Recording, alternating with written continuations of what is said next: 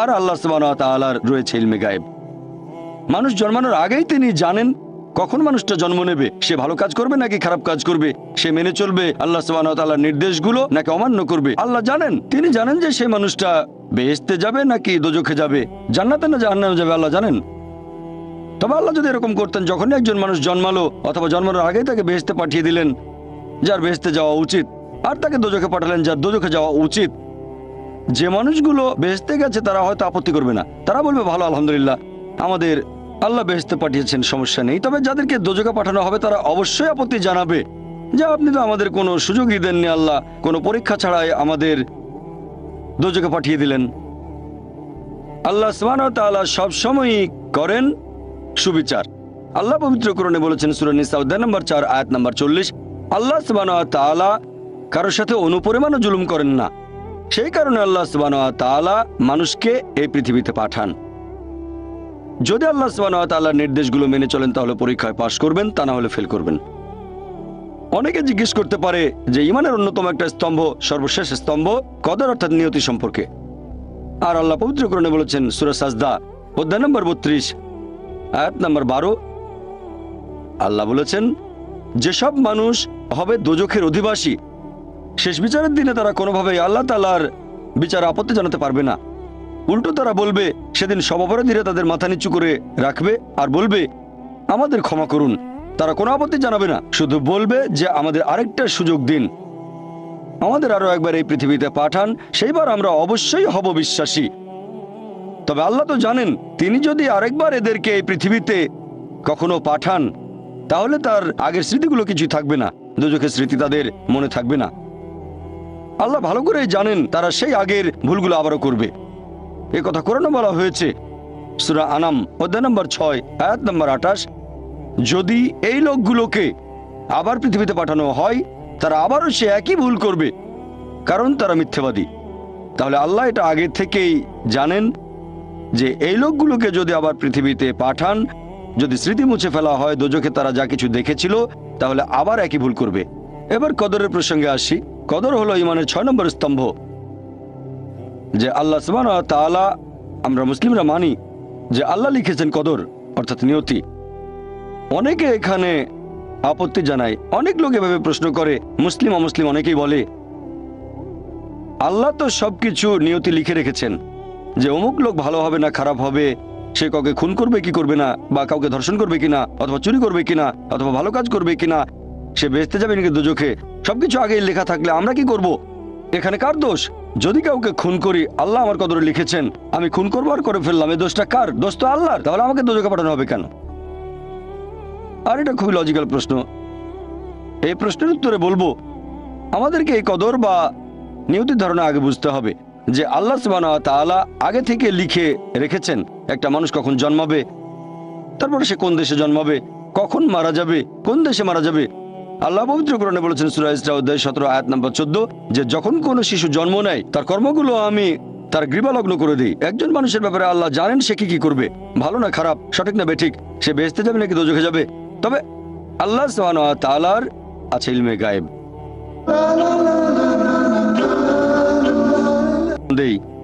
যে ধরেন একটা ক্লাসে একজন টিচার পড়াচ্ছেন 100 জন ছাত্রকে প্রায় 1 বছর ধরে, আর পরীক্ষা শুরুর আগে টিচার অনুমান করলেন যে এই ছাত্রটা এবারের পরীক্ষায় ফার্স্ট হবে, ফার্স্ট ক্লাস ফার্স্ট, এই ছাত্র পাবে সেকেন্ড ক্লাস, এই ছাত্র করবে ফেল।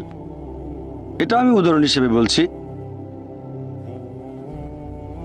এর কিছুদিন পরে পরীক্ষা হয়ে গেল, প্রথম ছাত্র হলো ফার্স্ট ক্লাস ফার্স্ট, এই ছাত্র সেকেন্ড ক্লাস, আর ওই ছাত্রটা করলো ফেল। এখন আপনাদের প্রশ্ন করি, যে ছাত্র ফেল করেছে সে কি টিচারকে বলবে আপনি বলেছিলেন যে আমি ফেল করব তাই ফেল করেছি? এখানে দোষটা কার, টিচারের নাকি ছাত্রের? কার দোষ?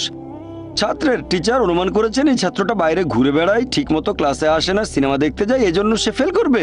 ওই ছাত্র মোটামুটি মাঝারি, এই ছাত্র খুব মেধাবী, অনেক পরিশ্রম করে, তাই টিচার পরীক্ষা শুরু হওয়ার আগে অনুমান করেছেন এই ছাত্র হবে ফার্স্ট ক্লাস ফার্স্ট, এই ছাত্র সেকেন্ড ক্লাস, ওই ছাত্র ফেল। তারপর আসলে ওই ছেলে ফার্স্ট ক্লাস ফার্স্ট, এই ছেলে সেকেন্ড ক্লাস, আর ওই ছাত্র ফেল। টিচার অনুমান করেছেন, তার মানে এই না যে দোষটা টিচারেরই হবে। টিচার সবাইকে পড়িয়েছেন সঠিকভাবে, সমানভাবে। একইভাবে আল্লাহ সুবহানাহু ওয়া তাআলার আছে ইলমে গায়েব। তিনি ভবিষ্যৎ সম্পর্কে জানেন। কিছু জিনিস ঠিক করা আছে যে এই লোকটা জন্মাবে অমুক দেশে, জন্মাবে অমুক দিনে, আর সে মারা যাবে অমুক দেশে অমুক তারিখে, ইত্যাদি ইত্যাদি। তার পরিবেশ ধনী হবে নাকি গরিব হবে, তবে পছন্দটা এখানে আপনার। যেমন ধরেন 12 স্ট্যান্ডার্ড পাস করার পরে অপশন আপনার হয়তো ইঞ্জিনিয়ার হবেন, অথবা ডাক্তার হবেন, বা একজন আইনজীবী। এখানে পছন্দ আপনার, ঠিক করলেন আপনি হবেন ইঞ্জিনিয়ার। এখন আল্লাহ এটা আগে থেকেই জানেন যে 12 স্ট্যান্ডার্ড পাস করার পরে আপনি ইঞ্জিনিয়ার হওয়ার চেষ্টা করবেন, তাই আল্লাহ আগে লিখে রেখেছেন। ব্যাপারটা এমন না যে আল্লাহ লিখে রেখেছেন বলে আপনি বেছে নিচ্ছেন। যেহেতু আপনি এটাই বেছে নেবেন, তাই আল্লাহ আগে লিখে রেখেছেন। এখানে পছন্দ আপনার, তবে আল্লাহ আপনার পছন্দ জানেন। যেমন ধরেন একটা রাস্তার মোড়ে আসলেন, সামনে 5টা রাস্তা, রোড নাম্বার 1, 2, 3, 4, 5। এখানে পছন্দ আপনার, বেছে নিতে পারেন রোড নাম্বার 1, 2, 3, 4, 5। আপনি গেলেন রোড 2-এ। এটা আগে থেকেই লেখা আছে আপনার নিয়তিতে যে আপনি যাবেন 2 নম্বর রোডে। ব্যাপারটা এমন না যে আল্লাহ লিখেছেন বলে আপনি করছেন। যেহেতু আপনি এটাই বেছে নেবেন, তাই আল্লাহ আগে লিখে রেখেছেন। তাহলে পছন্দ আপনার। আপনি চাইলে টাকা উপার্জন করতে পারেন ভালো কাজের মাধ্যমে, হালাল উপায়ে, অথবা পারেন চুরি করে হারাম উপায়ে। পছন্দ আপনার। ধরেন চুরি করলেন, এটা আপনার সিদ্ধান্ত। তবে আল্লাহ আগে থেকে জানেন যে এই লোকটা সহজে টাকা পেতে চায়, তাই চুরি করবে। তাই আল্লাহ আগে লিখে রেখেছেন যে এই লোকটা 25 বছর বয়সে চুরি করবে। এখানে দোষটা কার? দোষ আসলে আপনার। তবে আল্লাহর আছে ইলমে গায়েব, তাই তিনি আগেই লিখে রেখেছেন। সিদ্ধান্তটা আপনার। আল্লাহ তাআলা মানুষদের দিয়েছেন স্বাধীন ইচ্ছা। আপনি আল্লাহ তাআলাকে দোষ দিতে পারবেন না আপনার পাপের জন্য। যদি আপনি দোজখে যান, যাবেন আপনার পাপ কাজগুলোর জন্য, আর যদি বেহেশতে যান, সেটার কারণ হবে আল্লাহ সুবহানাহু ওয়া তাআলার অসীম করুণা। আসলে এবারে আমরা এই সৃষ্টির পেছনের উদ্দেশ্যটাকে দেখি আরেকটা দৃষ্টিভঙ্গিতে। সৃষ্টি করা জিনিসের দৃষ্টিভঙ্গি, মানুষের দৃষ্টিভঙ্গি থেকে সৃষ্টির পেছনের উদ্দেশ্য, সেটা হচ্ছে সর্বশক্তিমান ঈশ্বর কোন কারণে মানুষ সৃষ্টি করেছেন। আর এই প্রশ্নটার উত্তর আছে পবিত্র কোরআনে, সূরা আরাফ অধ্যায় নম্বর 7, আয়াত নম্বর 172 এবং আয়াত 173। আল্লাহ বলেছেন যে স্মরণ করো তোমার প্রতিপালক আদম সন্তানের পৃষ্ঠদেশ হতে তার বংশধরদের বের করেন এবং তাদের জিজ্ঞেস করেন যে আমি কি তোমাদের প্রতিপালক? তারা সবাই বলবে আমরা সাক্ষ্য দিচ্ছি আপনি আমাদের প্রতিপালক। তারপর আল্লাহ বলবেন তাহলে রোজ কিয়ামতের দিন তোমরা যেন না বলো যে জানতাম না আপনি আমাদের প্রতিপালক, অথবা এভাবে বলো না যে আমাদের পূর্বপুরুষেরা অন্য কারো ইবাদত করত, তারা শিরক করত, তারা অন্য কাউকে শরীক করেছে, আমরা তাদের অনুসরণ করেছি, সেজন্য তারা মিথ্যেবাদী, আমাদের কোনো দোষ নেই। তাহলে মানুষ জাতি এই পৃথিবীতে আসার আগে আল্লাহ তাআলা সব মানুষকে আদম সন্তানের পৃষ্ঠদেশ থেকে বের করে জিজ্ঞেস করেছিলেন যে কে তোমাদের প্রতিপালক, আর সবাই সাক্ষ্য দিয়েছিল আল্লাহ কেবল একজন, তিনি আমাদের প্রতিপালক। আর এখন আমরা পৃথিবীতে পরীক্ষা দিচ্ছি। আল্লাহ পবিত্র কোরআনে বলেছেন, আমার লেকচারের শুরুতেও কোরআনের আয়াতটা বলেছিলাম, সূরা জারিয়াত অধ্যায় নম্বর 51 আয়াত নম্বর 56। আল্লাহ বলেছেন যে আমি সৃষ্টি করেছি জিন এবং মানুষ যাতে তারা আমার ইবাদত করে। ওমা খালাকতুল জিন্না ওয়াল ইনসা ইল্লা লিয়াবুদুন। আমি সৃষ্টি করেছি জিন এবং মানুষ যাতে তারা আমার ইবাদত করে। তাহলে মানুষ এবং জিন সৃষ্টি করার পেছনের উদ্দেশ্যটা হচ্ছে যাতে তারা আল্লাহ তাআলার ইবাদত করে। ইবাদতের ইংরেজি ওয়ারশিপ। আর আপনারা দেখবেন এই ইংরেজি শব্দ ওয়ারশিপ এসেছে প্রাচীন একটা ইংরেজি শব্দ থেকে, ওয়ার্তেস্কাইফ, যার মানে সম্মান করা।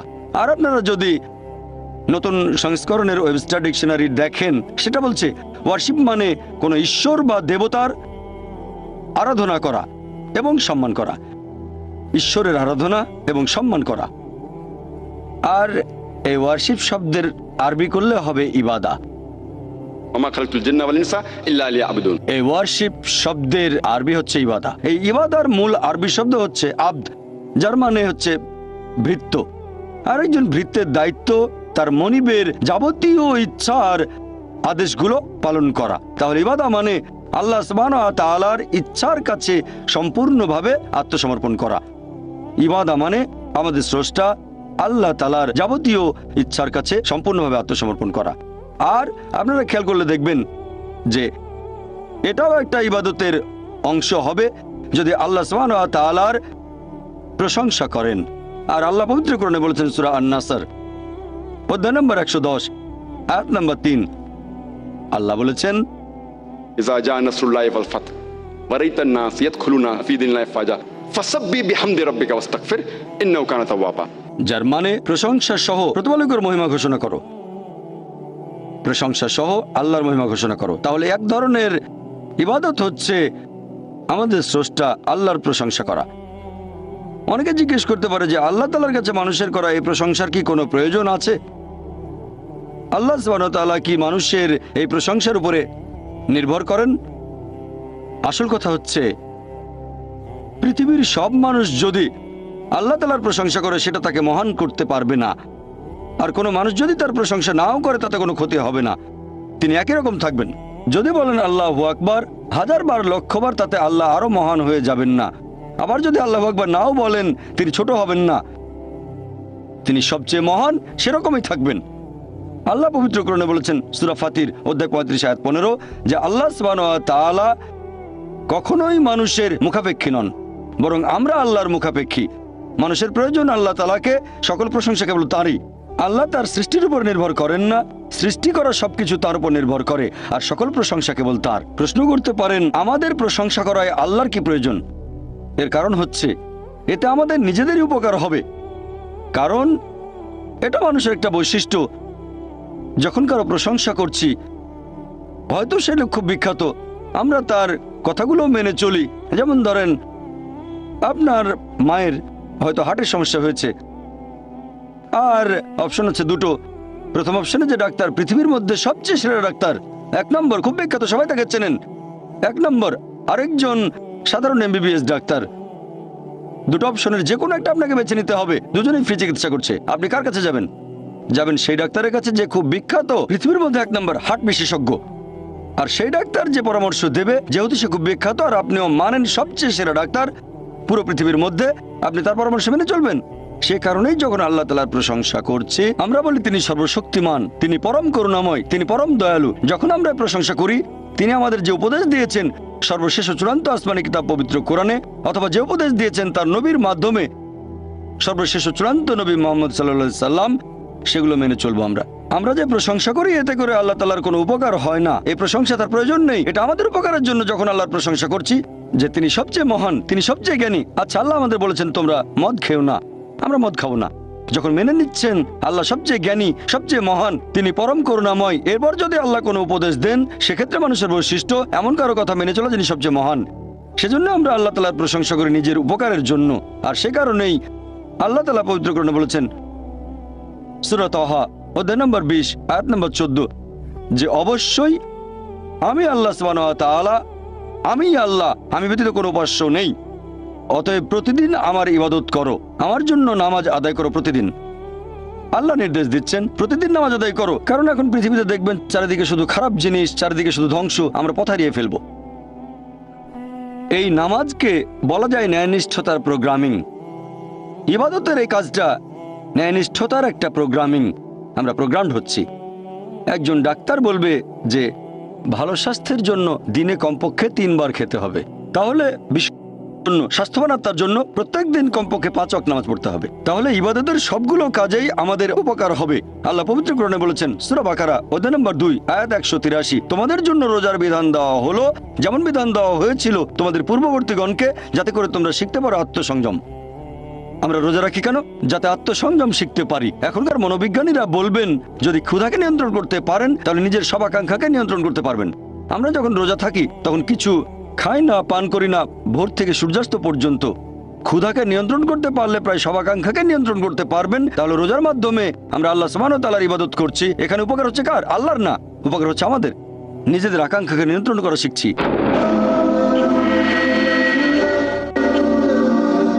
আল্লাহ পবিত্র কোরআনে বলেছেন সূরা মাইদা অধ্যায় নম্বর 5 আয়াত নম্বর 90 ইয়া আইয়ুহাল্লাযিনা আমানু, হে মুমিনগণ, ইন্নামাল খামরু ওয়াল মাইসিরু, নিশ্চয়ই মদ পান এবং জুয়া খেলা, ওয়াল আনযাবু ওয়াল আজলামু, মূর্তি পূজার বেদি এবং ভাগ্য নির্ণায়ক স্বর, রিজসুম মিনাল শাইতান, এগুলো সব শয়তানের কাজ। ফাজতানিবু লাকুম তুফলিহুন, এগুলো বর্জন করো যাতে সফল কাম হতে পারো। এখানে আল্লাহ সুবহানাহু ওয়া তাআলা আমাদের নির্দেশ দিচ্ছেন যে হে মুমিনগণ, নিশ্চয়ই মদ পান এবং জুয়া খেলা, মূর্তি পূজার বেদি মানে মূর্তি পূজা করা, ভাগ্য নির্ণায়ক স্বর মানে ভাগ্য গণনা, এগুলো শয়তানের কাজ। এগুলো বর্জন করো যাতে সফল কাম হতে পারো।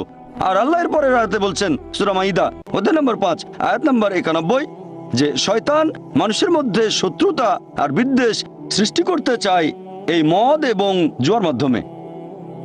আর এগুলো তোমাদেরকে আল্লাহ সুবহানাহু ওয়া তাআলার স্মরণে বাধা দেবে। আল্লাহ আমাদের পথ দেখাচ্ছেন। যখন আমরা নামাজ পড়ি, পবিত্র কোরআন পড়ি, এটাও এক ধরনের ইবাদত। নামাজ পড়া এক ধরনের ইবাদত। আল্লাহ নির্দেশনা পাচ্ছি যে দূরে থাকবো মদ থেকে, জুয়া খেলা থেকে। শয়তান এই কাজগুলোর মাধ্যমে মানুষের মধ্যে শত্রুতা আর বিদ্বেষ তৈরি করে, আর এগুলো আপনাকে আল্লাহ তাআলার স্মরণে বাধা দেবে। ইবাদতের বিভিন্ন কাজগুলো যেখানে আপনি আল্লাহ তাআলার আদেশ নিষেধগুলো মেনে চলছেন, সেগুলো হচ্ছে ইবাদত। মানুষ যখন আল্লাহ সুবহানাহু ওয়া তাআলার কোনো আদেশ নিষেধ মেনে চলছে, তখনই সেটা ইবাদত। তবে আপনাকে সে কাজটা করতে হবে সঠিকভাবে। এখানে আমাদেরকে দুটো শর্ত পূরণ করতে হবে। এক নাম্বার হচ্ছে যে আপনি সেই কাজটা করবেন শুধুমাত্র আল্লাহ সুবহানাহু ওয়া তাআলার সন্তুষ্টি লাভের জন্য। নিজেকে মহান করে দেখবেন না, নিজের প্রশংসা করবেন না। আপনি যে কাজই করেন সেটা করবেন আল্লাহ সুবহানাহু ওয়া তাআলার সন্তুষ্টি লাভের জন্য। আল্লাহ যেগুলো নির্দেশ করেছেন সেগুলো মানেন আল্লাহ সন্তুষ্টি লাভের জন্য। নিজেকে মহান করবেন না, প্রশংসা করবেন না, বিখ্যাত হওয়ার জন্য করবেন না। 2 নম্বর শর্ত যে কাজটা পালন করব যেভাবে আল্লাহ এবং তার রাসূল আমাদের নির্দেশ দিয়েছেন। আল্লাহ যে কাজগুলো করতে বলেছেন সেগুলো করবেন সেভাবে যেভাবে আল্লাহ করতে বলেছেন অথবা আমাদের নবী করতে বলেছেন। যদি কাজটা অন্য উপায়ে করেন সেটাকে ইবাদত বলা হবে না। তাই করবেন আল্লাহর জন্য, তার নির্দেশ মেনে চলবেন আর নবীর নির্দেশ মেনে চলবেন যেভাবে আল্লাহ এবং তার রাসূল করতে বলেছেন। যদি অন্য কোনো উপায়ে করেন তাহলে সেটা সঠিক নয়। আর আমাদের নবী মুহাম্মদ সাল্লাল্লাহু আলাইহি ওয়াসাল্লামের একটা হাদিস আছে সহিহ মুসলিমে, খণ্ড নম্বর 2, হাদিস নম্বর 1885। আমাদের নবী মুহাম্মদ সাল্লাল্লাহু আলাইহি ওয়াসাল্লাম বলেছেন, সবচেয়ে খারাপ যে কাজটা সেটা হলো ধর্মে নতুন কিছু সংযোজন, নতুন কিছুর প্রচলন। এটা একটা অভিশাপ। আর ধর্মে নতুন সংযোজন তোমাদের নিয়ে যাবে দোজখে। তার মানে সবচেয়ে খারাপ যে কাজটা সেটা বিদআত। ধর্মে নতুন কিছু সংযোজন এটা একটা অভিশাপ আর আপনাদের নিয়ে যাবে দোজখে। এখন ইবাদত করার ক্ষেত্রে একটা কমন নিয়ম আছে যে সব ধরনের ইবাদতের কাজ নিষিদ্ধ শুধুমাত্র পবিত্র কোরআন এবং হাদিসে যেটা বলা আছে সেই নিয়ম বাদে। যে নিয়মের কথা আমাদের বলেছেন আল্লাহ এবং তার রাসূল, অন্য সব ধরনের ইবাদত হারাম, এগুলো সব নিষিদ্ধ। শুধু সেই নিয়ম বাদে যেটা বলা হয়েছে কোরআনে আর বলা হয়েছে আমাদের নবীর বিভিন্ন হাদিসে। তারপর আপনারা দেখবেন যে পৃথিবীতে মানুষ সৃষ্টি করার পেছনের উদ্দেশ্যটা যাতে আমরা আল্লাহর ইবাদত করি। আল্লাহর ইবাদত করলে আমাদের উপকার হয়, এটা আমাদের সাহায্য করে। অনেকের মধ্যে একটা ভুল ধারণা আছে যে ইসলাম একটা নতুন ধর্ম, যে ধর্ম পৃথিবীতে এসেছে 1400 বছর আগে, আর নবী মুহাম্মদ সাল্লাল্লাহু আলাইহি সাল্লাম হলেন ইসলাম ধর্মের প্রতিষ্ঠাতা। সত্যি বলতে ইসলাম পৃথিবীতে আছে একেবারে আদিকাল থেকে, যখন থেকে মানুষ এই পৃথিবীতে বাস করছে। আর নবী মুহাম্মদ সাল্লাল্লাহু আলাইহি সাল্লাম এই ধর্মের প্রতিষ্ঠাতা নন, তিনি হলেন আল্লাহ সুবহানাহু ওয়া তাআলার সর্বশেষ চূড়ান্ত রাসূল। পৃথিবীতে অনেক নবী রাসূল এসেছেন। আল্লাহ পবিত্র কোরআনে বলেছেন সূরা ফাতির অধ্যায় 35 আয়াত নম্বর 24, وإن من أمة إلا خلا فيها نذير। এমন কোন সম্প্রদায় নেই যাদের কাছে আমি সতর্ককারী প্রেরণ করিনি। পবিত্র কোরআনে সূরা রদ অধ্যায় নম্বর 13 আয়াত নম্বর 7, ولكل قوم هاد। আমি প্রত্যেক সম্প্রদায়ের জন্য পথনির্দেশক প্রেরণ করেছি। পবিত্র কোরআনে 25 জন নবী রাসূলের নাম উল্লেখ করা হয়েছে। আদম, নূহ, ইব্রাহিম, মুসা, যিশু, মুহাম্মদ, ওনারা সবাই শান্তিতে থাকুন। ওনারা সকলে ছিলেন আল্লাহ সুবহানাহু ওয়া তাআলার প্রেরিত নবী, আর সকল নবী রাসূলই আসলে ছিলেন মুসলিম। মুসলিম হচ্ছে সেই লোক যে আল্লাহর কাছে নিজের ইচ্ছাকে সমর্পণ করে। আর ইসলাম শব্দটার মূল যে আরবি শব্দটা সেটা সালাম, যার মানে শান্তি। আরেকটা মূল শব্দ সালেমা বা সিলম, যার মানে সর্বশক্তিমান ঈশ্বরের কাছে আত্মসমর্পণ করা। তাহলে এক কথা ইসলাম মানে আল্লাহ তাআলার কাছে আত্মসমর্পণ করার মাধ্যমে শান্তি অর্জন করা, সৃষ্টিকর্তার কাছে আত্মসমর্পণ করা।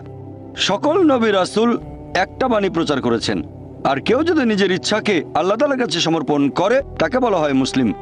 পবিত্র কোরআনে সূরা আলে ইমরান অধ্যায় নম্বর 3 আয়াত নম্বর 52 যে ঈসা আলাইহিস সালাম অর্থাৎ যীশু খ্রিস্ট ছিলেন মুসলিম। আল্লাহ পবিত্র কোরআনে বলেছেন সূরা আলে ইমরান অধ্যায় নম্বর 3 আয়াত নম্বর 67 যে ইব্রাহিম নবী ইহুদি বা খ্রিস্টান নন, তিনি ছিলেন মুসলিম। আর যেহেতু আমাদের সৃষ্টিকর্তা একজন, মানুষ জাতি একটা, তাই ধর্মও হওয়া উচিত একটা। সেজন্য আল্লাহ পবিত্র কোরআনে বলেছেন সূরা আলে ইমরান অধ্যায় নম্বর 3 আয়াত নম্বর 19 إن الدين عند الله الإسلام। আল্লাহ সুবহানাহু ওয়া তাআলার কাছে একমাত্র গ্রহণযোগ্য দিন হচ্ছে ইসলাম। তার মানে আল্লাহ তাআলার কাছে আত্মসমর্পণ করার মাধ্যমে শান্তি অর্জন করা।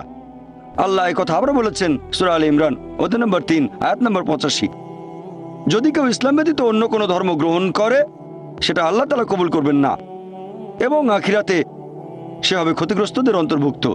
যেহেতু আমাদের স্রষ্টা একজন, মানুষ জাতীয় একটা, সেজন্য ধর্মও থাকবে একটা। আর সব নবী রাসূল একটা ধর্মই প্রচার করেছেন, স্রষ্টার কাছে নিজের ইচ্ছাকে সমর্পণ করা। শুধু আল্লাহর ইবাদত করব, অন্য কারো নয়। আর আল্লাহ পবিত্র কোরআনে বলেছেন সূরা বাইনা অধ্যায় নম্বর 98 আয়াত নম্বর 7 যে যারা ঈমান আনে এবং সৎ কাজ করে তারাই সৃষ্টির মধ্যে শ্রেষ্ঠ। এখানে আল্লাহ সুবহানাহু ওয়া তাআলা মানুষ জাতিকে বলেছেন সৃষ্টির সেরা জীব, সবার মধ্যে সেরা। আল্লাহর অনেক মহান সৃষ্টি আছে, আকাশমণ্ডলী এবং পৃথিবী, তবে সবচেয়ে সেরা সৃষ্টি হচ্ছে মানুষ, কারণ আমাদের স্বাধীন ইচ্ছা আছে। আর সেই স্বাধীন ইচ্ছায় যদি আল্লাহ তাআলার নির্দেশগুলো মেনে চলি, আমরা হব সৃষ্টির সেরা জীব, সবার উপরে। ফেরেশতাগণের চেয়েও ভালো হয়ে যাবো আমরা, কারণ ফেরেশতাগণের স্বাধীন ইচ্ছা নেই, মানুষের স্বাধীন ইচ্ছা আছে। তারপরে যদি আল্লাহকে মেনে চলি তাহলে ফেরেশতাগণের উপরে চলে যাব। তবে আল্লাহর আদেশ না মানলে আমরা হয়ে যাব শয়তানের ভাই। তাহলে এই মানুষ জাতি আমরা আল্লাহ সুবহানাহু ওয়া তাআলার সৃষ্ট জিনিসের মধ্যে সেরা। আর পবিত্র কোরআনে সবচেয়ে গুরুতর পাপের কথা আছে সূরা নিসা অধ্যায় নম্বর 4 আয়াত নম্বর 48, যে আল্লাহ তাআলা চাইলে যে কোনো অপরাধ ক্ষমা করবেন। আল্লাহ সুবহানাহু ওয়া তাআলা যদি কখনো চান তাহলে যে কোনো অপরাধ ক্ষমা করতে পারেন, তবে শিরক করার অপরাধ কখনোই ক্ষমা করবেন না। কথাটা আবারও আছে সূরা নিসা অধ্যায় নম্বর 4 আয়াত নম্বর 116, যে আল্লাহ সুবহানাহু ওয়া তাআলা চাইলে যে কোনো অপরাধ ক্ষমা করে দেবেন, তবে শিরক বা তার সাথে অন্য কাউকে শরীক করা কখনোই ক্ষমা করবেন না। মানুষ জাতির জন্য সবচেয়ে বড় পাপ আল্লাহ সুবহানাহু ওয়া তাআলার সাথে অন্য কাউকে শরীক করা, অন্য কাউকে ইবাদত করা আমাদের সৃষ্টিকর্তা কেবলমাত্র এক আল্লাহকে বাদ দিয়ে। আর আল্লাহ সুবহানাহু ওয়া তাআলার একটা বৈশিষ্ট্য হচ্ছে ভালোবাসা। আমি একথা আগেও বলেছি যে আল্লাহ সুবহানাহু ওয়া তাআলা তার সৃষ্টিকে ভালোবাসেন, যেহেতু আমাদের ভালোবাসেন তার করুণা দিয়ে, আর আমাদের দিয়েছেন সব ধরনের নিয়ামত। আল্লাহ আমাদের অনেক নিয়ামত দিয়েছেন, বাতাস দিয়ে শ্বাস নেই, পানি পান করি, অন্যান্য সুযোগ সুবিধা আল্লাহ আমাদের দিয়েছেন কারণ আমাদের ভালোবাসেন। আর যারা আল্লাহর নির্দেশ মেনে চলে তিনি তাদের জন্য ঠিক করে রেখেছেন বেহেশত, মানে পরকালের জীবনে, কারণ তিনি ভালোবাসেন। আমাদের নবী মুহাম্মদ সাল্লাল্লাহু আলাইহি ওয়াসাল্লাম বলেছেন, এটা আছে সহিহ মুসলিমে খণ্ড নম্বর 1 হাদিস নম্বর 67, যে সেই মানুষজন ঈমানের মিষ্টতার স্বাদ গ্রহণ করেছে যারা এই 3টা কাজ করে। 1 নম্বর, যারা ভালোবাসে আল্লাহ এবং তার রাসূলকে অন্য যে কারো চেয়ে বেশি ভালোবাসে। 2 নম্বর, যারা ভালোবাসে মানুষকে, ভালোবাসে লোকজনকে আল্লাহ সুবহানাহু ওয়া তাআলার খাতিরে। আর 3 নম্বর, যারা ঘৃণা করে অবিশ্বাসী হওয়াটাকে, আল্লাহ সে পথ থেকে তাদের রক্ষা করেন কারণ তারা দোজখে যেতে চায় না। যেসব মানুষ এই 3টা কাজ করবে আমাদের নবী মুহাম্মদ সাল্লাল্লাহু আলাইহি ওয়াসাল্লামের হাদিস অনুযায়ী তারা ঈমানের সত্যিকারের মিষ্টতার স্বাদ গ্রহণ করেছে। আর আল্লাহ পবিত্র কোরআনে বলেছেন সূরা আলে ইমরান অধ্যায় নম্বর 3 আয়াত নম্বর 31, আল্লাহ নবীকে বলতে নির্দেশ দিচ্ছেন, যারা আল্লাহকে ভালোবাসো তারা আমাকে অনুসরণ করো, আল্লাহ তোমাদের ভালোবাসবেন এবং ক্ষমা করে দেবেন। এখন আপনারা দেখবেন যে আমরা মানুষরা আমরাও ভালোবাসি অন্য মানুষকে, ভালোবাসি আমরা আমাদের বাবা এবং মাকে, ভালোবাসি আমাদের স্ত্রীকে, ভালোবাসি সন্তানদের। আর আমরা এদের ভালোবাসি তার কারণটা হচ্ছে যে এই মানুষগুলো আমাদের কিছু ব্যাপারে সাহায্য করেছে। যেমন ধরেন আমরা মাকে ভালোবাসি কারণ তিনি 9 মাস আমাদের গর্ভে ধারণ করেছেন, ছোটবেলায় যত্ন নিয়েছেন, আমাদের বড় করেছেন। ভালোবাসি ভাইদের, হয় তাদের কাছে কিছু পেয়েছি বা কিছু আশা করছি, আমরা তাদের ভালোবাসি। এভাবে দেখলে আল্লাহ তাআলা আমাদের অনেক সাহায্য করেছেন। আল্লাহ পবিত্র কোরআনে বলেছেন সূরা ইব্রাহিম অধ্যায় নম্বর 14 আয়াত নম্বর 34, যদি তোমরা আল্লাহ তাআলার অনুগ্রহ গণনা করো তার সংখ্যা নির্ণয় করতে পারবে না। তাহলে সামান্য কিছু সাহায্যের জন্য বাবা মাকে যদি আমরা এত ভালোবাসি, আল্লাহ সুবহানাহু ওয়া তাআলাকে কত ভালোবাসা উচিত। ভালোবাসা বিভিন্ন রকম, আমরা মানুষরা পশু পাখিদেরও ভালোবাসি, মানুষদেরও ভালোবাসি। তবে পশু পাখির প্রতি আমরা যে ভালোবাসা দেখাই সেটা একটু আলাদা ধরনের, মানুষের প্রতি মানুষের ভালোবাসার চেয়ে একটু আলাদা। একইভাবে আল্লাহ সুবহানাহু ওয়া তাআলার প্রতি ভালোবাসা, এটা মানুষের প্রতি মানুষের ভালোবাসার চেয়ে বেশ আলাদা হবে, এটার অবস্থান অনেক উপরে। আল্লাহর প্রতি ভালোবাসা আরো উপরে। এটির পেছনের উদ্দেশ্যটা আরেকটা দৃষ্টিভঙ্গি থেকে দেখি, এটা হলো মানুষের দৃষ্টিভঙ্গি, যে এই পৃথিবীতে আমাদের অস্তিত্বের পেছনে উদ্দেশ্যটা কি। আল্লাহ আমাদের বানিয়েছেন, পৃথিবীতে পাঠিয়েছেন, এখানে আমাদের প্রয়োজনটা কি, আমাদের এই অস্তিত্বের উদ্দেশ্যটা কি। আল্লাহ এর উত্তরে বলেছেন সূরা মুলক অধ্যায় নম্বর 67 আয়াত নম্বর 2, আল্লাহ বলেছেন, আল্লাযী খালাকাল মাউতা ওয়াল হায়াতা, যে আল্লাহ সৃষ্টি করেছেন মৃত্যু ও জীবন পরীক্ষার জন্য, কে তোমাদের মধ্যে কর্মে উত্তম। আল্লাহ সৃষ্টি করেছেন জীবন ও মৃত্যু পরীক্ষার জন্য, কে তোমাদের মধ্যে কর্মে উত্তম। আল্লাহ পবিত্র কোরআনে বলেছেন, সূরা আলে ইমরান অধ্যায় নম্বর 3 আয়াত 185, আল্লাহ বলেছেন, कुल्लु नफ्सिन जायकातुल मौत। প্রত্যেক জীব মৃত্যুর স্বাদ গ্রহণ করবে, আর চূড়ান্ত বিচার হবে রোজ কিয়ামতের দিনে। যাকে সেদিন দোজখ থেকে রক্ষা করা হবে আর বেহেশতে দাখিল করা হবে, সেই পৃথিবীর উদ্দেশ্য অর্জনের সফল কাম। কারণ এই পার্থিব জীবন ছলনাময় ভোগ ব্যতীত আর কিছুই নয়। তার মানে এই পৃথিবীতে আমাদের ইহকাল, এটা পরকালের জন্য একটা পরীক্ষা।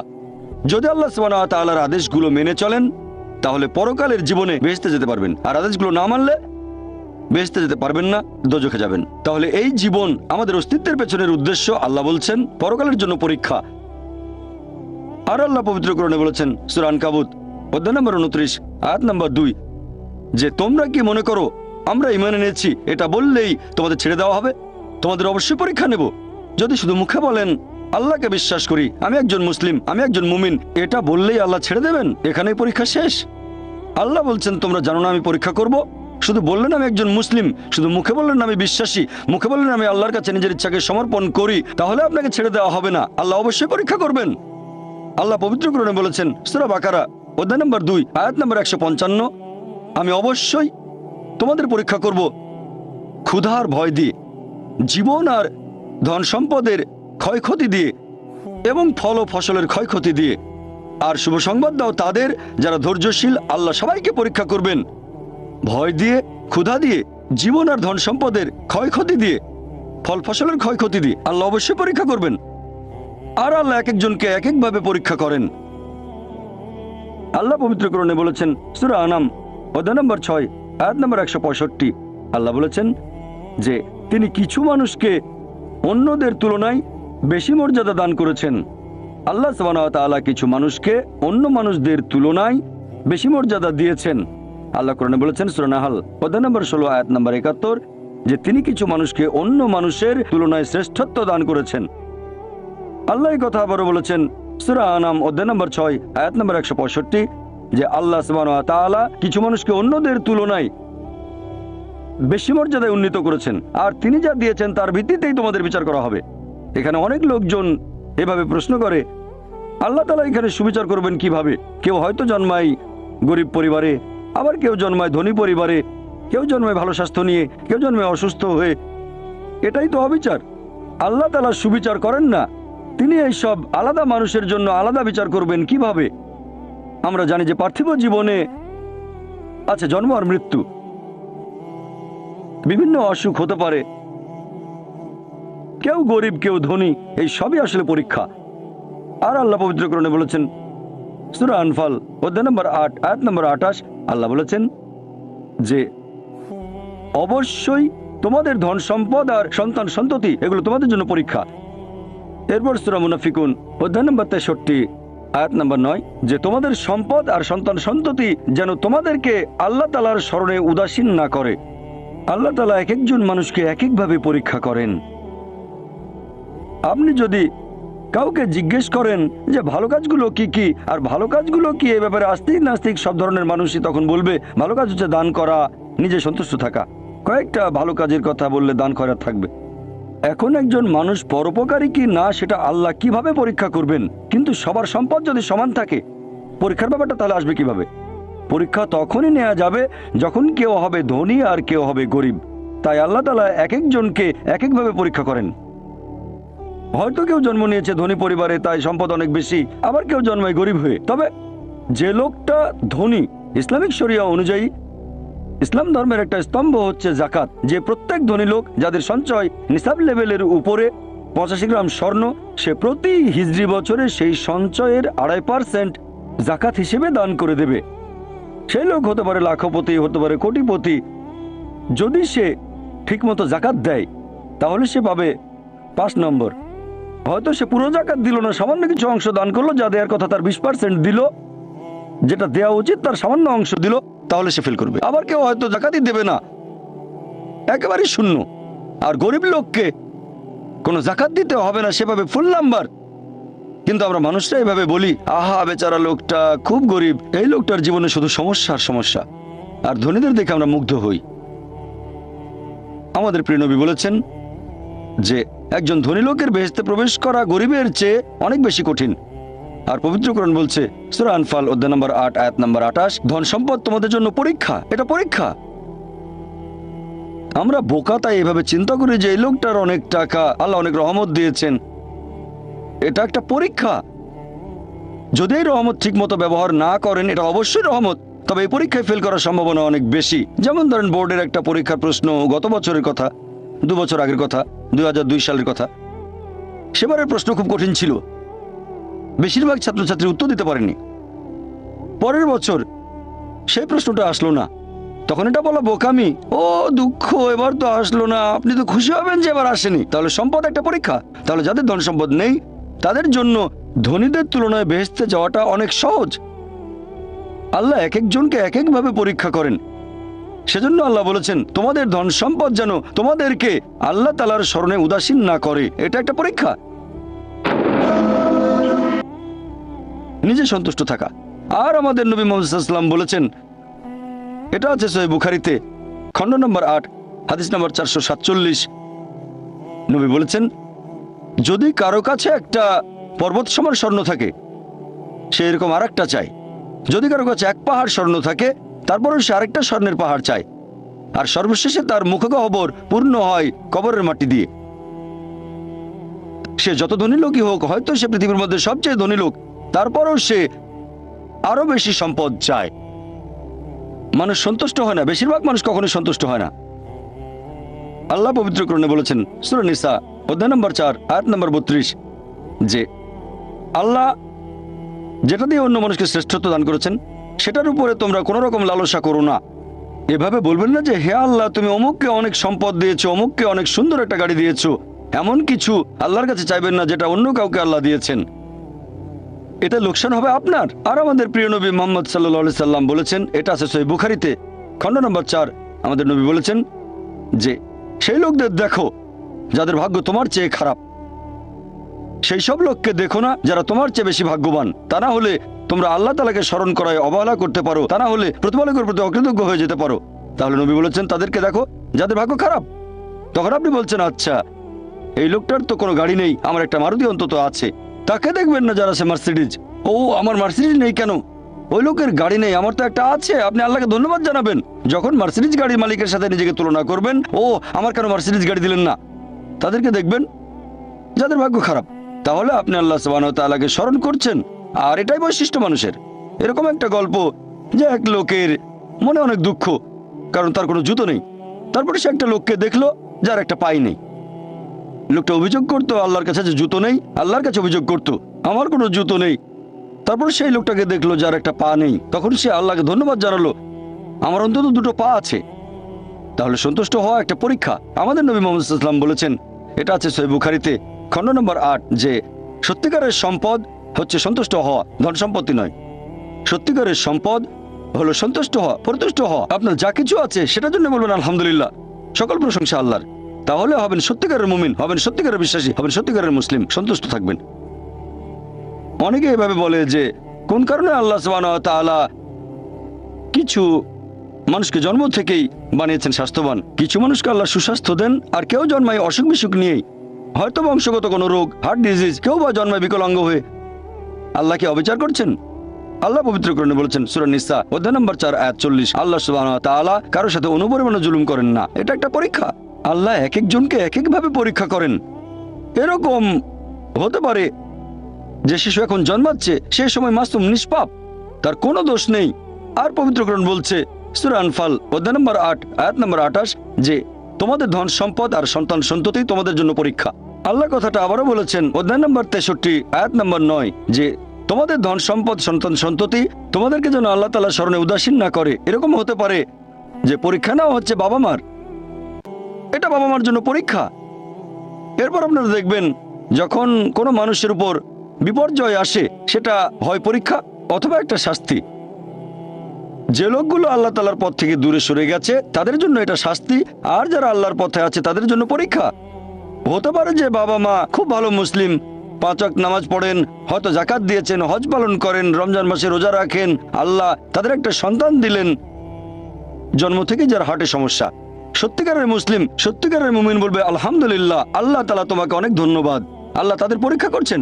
আরেকটা লোক যে কৃতজ্ঞ নয় আর এই পরীক্ষায় হয়তো 500 করবে না, সে বলবে কেন, সে লাফালাফি শুরু করবে, আল্লাহর কাছে অভিযোগ করবে যে কেন আল্লাহ তাআলা আমাকে এমন বিকলাঙ্গ সন্তান দিলেন জন্ম থেকে যার হার্টের সমস্যা। আর পরীক্ষা যত কঠিন পুরস্কার তত বেশি, পরীক্ষা যত কঠিন পুরস্কারের পরিমাণ তত বেশি। যেমন ধরেন আপনি পরীক্ষা দিচ্ছেন বিএ ডিগ্রি এক্সামিনেশন, যদি পাশ করেন তাহলে আপনি graduate, BA graduate in arts. তবে যদি এমবিবিএস পরীক্ষায় পাশ করেন তাহলে গ্র্যাজুয়েট হবেন, নামের আগে ডক্টর বসাবেন, ডক্টর। কিন্তু এমবিবিএস পরীক্ষায় পাশ করা এটা বিএ পরীক্ষায় পাশ করার চেয়ে অনেক বেশি কঠিন। তাহলে পরীক্ষা যত কঠিন পুরস্কারও তত বেশি। হতে পারে আল্লাহ এই বাবা মাকে সাধারণ বেহেশতে পাঠাতে চান না, পাঠাবেন জান্নাতুল ফেরদৌসে। তারা ধার্মিক, তারপরও আল্লাহ তাদের বেশি পুরস্কার দিতে চাচ্ছেন। আর এই কারণে আমাদের প্রিয় নবী মুহাম্মদ সাল্লাল্লাহু আলাইহি সাল্লাম বলেছেন, এটা আছে সুনান আল তিরমিজিতে, এক লোক জিজ্ঞেস করলো এই পৃথিবীতে কাকে সবচেয়ে বেশি পরীক্ষা দিতে হয়? নবী উত্তরে বললেন যে আল্লাহ সুবহানাহু ওয়া তাআলার সকল নবী রাসূলকে সবচেয়ে বেশি পরীক্ষা দিতে হয়। এরপরে যারা নবী রাসূলগণের ঘনিষ্ঠ, যারা নবী রাসূলগণের মতো, তারপরে যারা সাহাবীগণের মতো। আর একজন লোকের ঈমান যত বেশি মজবুত পরীক্ষাটাও তত বেশি কঠিন। তাকওয়া যত বেশি থাকে আল্লাহ তত কঠিন পরীক্ষা দেবেন। আপনি কোথাও এমবিবিএস নিয়ে পড়াশোনা করছেন কারণ বেশি নম্বর পেয়েছিলেন এইচএসসিতে, সেজন্য এখানেও পরীক্ষা কঠিন। এমবিবিএস পাশ করাটাও বেশ কঠিন। তাহলে এখানেও নবী রাসূলগণের তাকওয়ার সাথে সাধারণ মানুষের তাকওয়ার কোনো তুলনায় হয় না। যেহেতু তারা ছিলেন নবী এবং রাসূল, তাই তাদেরকেও পরীক্ষা করা হয়েছে। কোনো নবী রাসূলকে এই পরীক্ষা নিয়ে ছেড়ে দেওয়া হয়নি। তাদের তাকওয়া লেভেল অনেক উপরে। নবী রাসূলকে অনেক বেশিবার পরীক্ষা করা হয়েছে সাধারণ মানুষের চেয়ে। আপনার বাচ্চা অনেক বেশি, অনেক কঠিন। তাহলে আপনার তাকওয়া যদি বেশি হয় আল্লাহ আপনাকে পরীক্ষা করবেন। সত্যিকারের মুমিন কোনো বিপর্যয়ের মধ্যে পড়লে বলে সুবহানাল্লাহ, সকল প্রশংসা আল্লাহর, আলহামদুলিল্লাহ। সে ধরে নেয় এটা একটা পরীক্ষা। কোনো বিপর্যয় আসলে সেটা হয় একটা পরীক্ষা অথবা একটা শাস্তি। নবীগণের তাকওয়া অনেক বেশি, তাদের জন্য এটা শাস্তি না, এটা পরীক্ষা। আর তারা পাশ করেছেন। যদি কারো জীবনে কোনো ভালো কিছু ঘটে সেটা হয় একটা পুরস্কার অথবা পরীক্ষা। সম্পদ হতে পারে পুরস্কার অথবা একটা পরীক্ষা। ভালো কোনো কিছু ঘটলে সেটা হয় পুরস্কার নয়তো একটা পরীক্ষা। অনেকে আল্লাহর পথ থেকে দূরে সরে যায়, তারপরে বলে আমাকে সম্পদ দাও, আল্লাহর সম্পদ দেন, তারপরে তারা পরীক্ষায় ফেল করে। তাহলে এই পৃথিবীতে তারা তাদের ইচ্ছে মতো আরামায়েশ করে, কিন্তু আখিরাতে শুধু ক্ষতিগ্রস্ত হয়। দান একটা পরীক্ষা, সন্তুষ্ট হওয়া পরীক্ষা, সন্তান সন্ততিও পরীক্ষা। অনেক সময় আমরা মুসলিমরা আল্লাহ তাআলার কাছে অভিযোগ করি যে আল্লাহ তোমার কাছে এত দোয়া করি তবু তুমি কবুল করো না কেন? আল্লাহ পবিত্র কোরআনে বলেছেন, তোমরা আমাকে ডাকো আমি তোমাদের ডাকে সাড়া দেবো। তবে আমার আপনার ডাকে আল্লাহ সবসময় সাড়া দেন না। পরস্পর বিরোধী মনে হচ্ছে। আল্লাহ বলেছেন আমাকে ডাকো আমি সাড়া দেবো, তবে অনেক সময় দোয়া করছি কিন্তু কবুল হচ্ছে না। আল্লাহ পবিত্র কোরআনে বলেছেন সূরা বাকারা অধ্যায় নম্বর 2 আয়াত 216, তোমরা যা পছন্দ করো সেটা হয়তো তোমাদের জন্য ভালো না, আর যেটা পছন্দ করো না সেটা হয়তো ভালো। তোমরা এটা জানো না, তবে আল্লাহ জানেন। উদাহরণস্বরূপ ধরেন একজন তরুণ ছেলে, বয়স হয়তো 20 বছর, সে দোয়া করছে হে আল্লাহ সুবহানাহু ওয়া তাআলা একটা বিএমডব্লিউ দিয়ে দাও। জানি না বিএমডব্লিউ নাম শুনেছেন কিনা, বিএমডব্লিউ মোটরসাইকেল, আমি চাই একটা বিএমডব্লিউ মোটরসাইকেল, খুব ভালো মোটরসাইকেল। ছেলেটা দোয়া করলো, আল্লাহ সাড়া দিলেন না। হয়তো আল্লাহ জানেন যে আল্লাহ যদি তাকে মোটরসাইকেল দিতেন সে অ্যাক্সিডেন্ট করতো, পা ভেঙে ফ্র্যাকচার হতো, পঙ্গু হয়ে পড়ে থাকতো। তাহলে এখানে আল্লাহ সুবহানাহু ওয়া তাআলা তার ডাকে সাড়া দিয়েছেন সাড়া না দেওয়ার মাধ্যমে। আল্লাহ তার ডাকে সাড়া দিয়েছেন সাড়া না দেওয়ার মাধ্যমে। আল্লাহ তাকে মোটরসাইকেল দেননি কারণ সে ভালো বান্দা, সে খুব ভালো মানুষ, সে যা যাচ্ছে তা ভালো হবে না আমি জানি, কিন্তু সে জানে না তাই আল্লাহ দিচ্ছেন না। এভাবে আল্লাহ সাড়া দিচ্ছেন সাড়া না দেওয়ার মাধ্যমে। আবার কিছু লোকজন আছে, যেমন আল্লাহ বলেছেন পবিত্র কোরআনে সূরা বাকারা অধ্যায় নম্বর 2 আয়াত 15-16, এখানে ভণ্ডদের কথা বলা হচ্ছে। আল্লাহ তাদের রশি দেবেন, তারা বিভ্রান্তের মতো ঘুরে বেড়াবে। তারা সম্পদ চেয়েছে, আল্লাহ দিয়েছেন। অনেকে আছে যারা আল্লাহর সাথে অন্য কাউকে শরীক করে, তারা বলে অনেক সম্পদ চাই, আল্লাহ তাদের সম্পদ দেন। এটা তাদের জন্য আসলে একটা পরীক্ষা। এভাবে তারা নিজেদের কবর খুঁড়ছে। তাই আমরা কখনোই হতাশ হব না। আল্লাহ তাআলা আছেন সব সময়, আল্লাহর উপর সবসময় ভরসা রাখবেন। সেই কারণেই পবিত্র কোরআন অনুযায়ী আত্মহত্যা হারাম। সূরা নিসা অধ্যায় 4, তোমরা নিজেকে হত্যা করো না, আত্মহত্যা করো না, নিশ্চয়ই আল্লাহ পরম দয়ালু, সাহায্য করবেন, তার উপর ভরসা করবেন। যখন কোনো লোক আত্মহত্যা করে তখন মনে হবে সে অকৃতজ্ঞ, সে ভাবছে আল্লাহ আমাকে অনেক বিপদে ফেলেছে, এটা কোনো সুবিচার না, এভাবে বেঁচে থাকার কোনো মানে হয় না, তাই শেষ করে দেবো। আল্লাহ পবিত্র কোরআনে বলেছেন সূরা বাকারা অধ্যায় নম্বর 2 আয়াত 286, এটা সূরা বাকারার একেবারে শেষ আয়াত, যে আল্লাহ সুবহানাহু ওয়া তাআলা কারো উপরেই তার সাধ্যের অতিরিক্ত বোঝা চাপিয়ে দেন না। আল্লাহ কারো উপরে এমন কোনো বোঝা চাপিয়ে দেন না যেটা তার সাধ্যের অতিরিক্ত। এটা আয়াতের প্রথম অংশ। এই আয়াতটাতে আরো বলা হয়েছে আমরা এই দোয়া করব, ইয়া আল্লাহ সুবহানাহু ওয়া তাআলা আমাদের উপর সাধ্যের অতিরিক্ত বোঝা চাপিয়ে দিও না। আয়াতের প্রথম অংশে আল্লাহ কথা দিয়েছেন যে আমাদের উপর তিনি সাধ্যের অতিরিক্ত বোঝা চাপাবেন না। তাহলে আমরা কেন দোয়া করব যে হে আল্লাহ আমাদের সাধ্যের অতিরিক্ত বোঝা চাপিয়ে দিও না? এর কারণ হচ্ছে আমরা নিজেদের কবর খুঁড়ি, আমরা নিজেদের উপর সাধ্যের অতিরিক্ত বোঝা চাপিয়ে দিই, সমস্যা বাধা আমরাই বলছি অনেক সম্পদ দাও, আল্লাহ দিচ্ছেন। তাই আমরা আল্লাহর কাছে দোয়া করছি আল্লাহ যেন নিজেদের কারণে নিজেদের উপর সাধ্যের অতিরিক্ত বোঝা না চাপিয়ে দেন। আমরা সবসময় আল্লাহ তাআলার উপর ভরসা করব, একমাত্র তার ইবাদত করব। তিনি আমাদের স্রষ্টা, আমাদের অস্তিত্বের পেছনের উদ্দেশ্য হচ্ছে আল্লাহ সুবহানাহু ওয়া তাআলার ইবাদত করা, অন্য কারো নয়। পৃথিবীর জীবন পরকালের জন্য পরীক্ষা, আল্লাহর আদেশ মেনে চলেন আর সন্তুষ্ট থাকেন। যেরকম পরীক্ষায় সামনে পড়ুক, সত্যিকারের মুসলিম সবসময় বলবে আল্লাহকে ধন্যবাদ। সাধারণত আমরা অভিযোগ করি আমাদের এটা নেই, আমাদের ওটা নেই। জীবনের জন্য সবচেয়ে গুরুত্বপূর্ণ জিনিস কি? কেউ বলবে খাবার, কেউ বলবে পানি, সবচেয়ে গুরুত্বপূর্ণ বাতাস। কয়েক মিনিটের জন্য নিঃশ্বাস বন্ধ করেন, মারা যাবেন। আমাদের মধ্যে কেউ কি আল্লাহ সুবহানাহু ওয়া তাআলাকে এর জন্য ধন্যবাদ জানিয়েছেন যে বাতাস দিয়েছো সেজন্য অনেক ধন্যবাদ? আমাদের মধ্যে কতজন এটা করেছে? আমরা কি এটা বুঝতে পারছি? ফ্রি বাতাস তো ফ্রি পাচ্ছি আর কি। আমরা শ্রদ্ধা করবো আল্লাহ তাআলার নিদর্শনগুলোকে, শ্রদ্ধা করবো আল্লাহর নিয়ামতগুলোকে। এবারে শেষ পয়েন্টটা নিয়ে বলি যে আল্লাহ সুবহানাহু ওয়া তাআলা কেন এই পৃথিবী সৃষ্টি করলেন? এই পৃথিবী সৃষ্টির উদ্দেশ্যটা আসলে কি? আল্লাহ পবিত্র কোরআনে বলেছেন সূরা ইব্রাহিম অধ্যায় নম্বর 14 আয়াত 32 ও 33 যে আল্লাহ সুবহানাহু ওয়া তাআলা আকাশমণ্ডল ও পৃথিবী সৃষ্টি করেছেন আর আকাশ থেকে পানি বর্ষণ করান, এর সাথে দিয়েছেন ফলমূল। তিনি নৌযানকে মানুষের অধীন করেছেন যাতে সেগুলো আল্লাহর বিধানে সমুদ্রে বিচরণ করে। তিনি মানুষের কল্যাণে নিয়োজিত করেছেন নদীসমূহকে। তিনি তোমাদের জন্য সৃষ্টি করেছেন চাঁদ ও সূর্য, তোমাদের জন্য সৃষ্টি করেছেন রাত ও দিন। তাহলে বিশ্বজগতের এইসব সৃষ্টি এগুলো করেছেন মানুষের জন্য। আল্লাহ এই পুরো বিশ্বজগৎ সৃষ্টি করেছেন মানুষের জন্য। আর এটা আমাদের দায়িত্ব যে আমরা আল্লাহ সুবহানাহু ওয়া তাআলাকে ধন্যবাদ জানাবো এইসব নিয়ামতের জন্য। ধন্যবাদের পাশাপাশি আমাদের দায়িত্ব যে আমরা এই সব কিছুর যত্ন নেব। এই কারণেই আল্লাহ সুবহানাহু ওয়া তাআলা পশু পাখি সৃষ্টি করেছেন। তবে পশু হত্যা করা এটা নিষিদ্ধ, প্রাণী হত্যা নিষিদ্ধ। মুহাম্মদ সাল্লাল্লাহু আলাইহি ওয়াসাল্লাম একটা হাদিস বলছে টার্গেট প্র্যাকটিসের জন্য পশু পাখি হত্যা করো না। হ্যাঁ, যেসব পশুর মাংস খেতে আল্লাহ সুবহানাহু ওয়া তাআলা অনুমতি দিয়েছেন সেটা আমরা খেতে পারি, আল্লাহ যেভাবে বলেছেন সেই নিয়মে, যেভাবে নবী বলেছেন। তবে টার্গেট প্র্যাকটিস, এরকম অনেক লোক দেখি যারা এই নিয়মগুলো ধ্বংস করতে চায়, টার্গেট প্র্যাকটিস করে আর বিভিন্ন পশুর মাথা ঝুলিয়ে রাখে তাদের ড্রয়িং রুমে। আল্লাহ সৃষ্টি করেছেন পাহাড় পর্বত, আমরা সেগুলো জয় করতে চাই, মাউন্ট এভারেস্টের চূড়ায় উঠি। এ পর্যন্ত অনেক মানুষ মারা গেছে, প্রতি বছর মাউন্ট এভারেস্টে উঠতে গিয়ে অনেক মানুষ মারা গেছে। আমরা এই নিয়ামতের জন্য আল্লাহ সুবহানাহু ওয়া তাআলাকে ধন্যবাদ জানাই না। যদিও আল্লাহ তাআলা পবিত্র কোরআনে বলেছেন উট সৃষ্টি করা হয়েছে তোমাদের জন্য, ভার বহনের জন্য। যদিও এগুলো আমাদের জন্য সৃষ্টি করা হয়েছে, আমরা এদের ভালোবাসবো, শ্রদ্ধা করব। এরকম অনেক সহিহ হাদিস আছে, অনেক। একটা হাদিস আছে সহিহ বুখারীতে খণ্ড নম্বর 3 যে একবার একজন মানুষ একটা তৃষ্ণার্ত কুকুরকে পানি খেতে দিয়েছিল। কুয়ার কাছে গিয়ে মোজাই করে পানি এনেছিল আর এই কাজের জন্য তাকে বেহেশতে দাখিল করা হলো। সহিহ বুখারীতে আছে আরেকটা হাদিস খণ্ড নম্বর 4 একবার এক পতিতা একটা তৃষ্ণার্ত কুকুরকে পানি খেতে দিয়েছিল, এজন্য সে বেহেশত পেল। এক সাহাবা প্রশ্ন করলেন যে কুকুরকে পানি খাওয়ালেও কি আমরা পুরস্কার পাবো? নবী বললেন অবশ্যই, কেন না।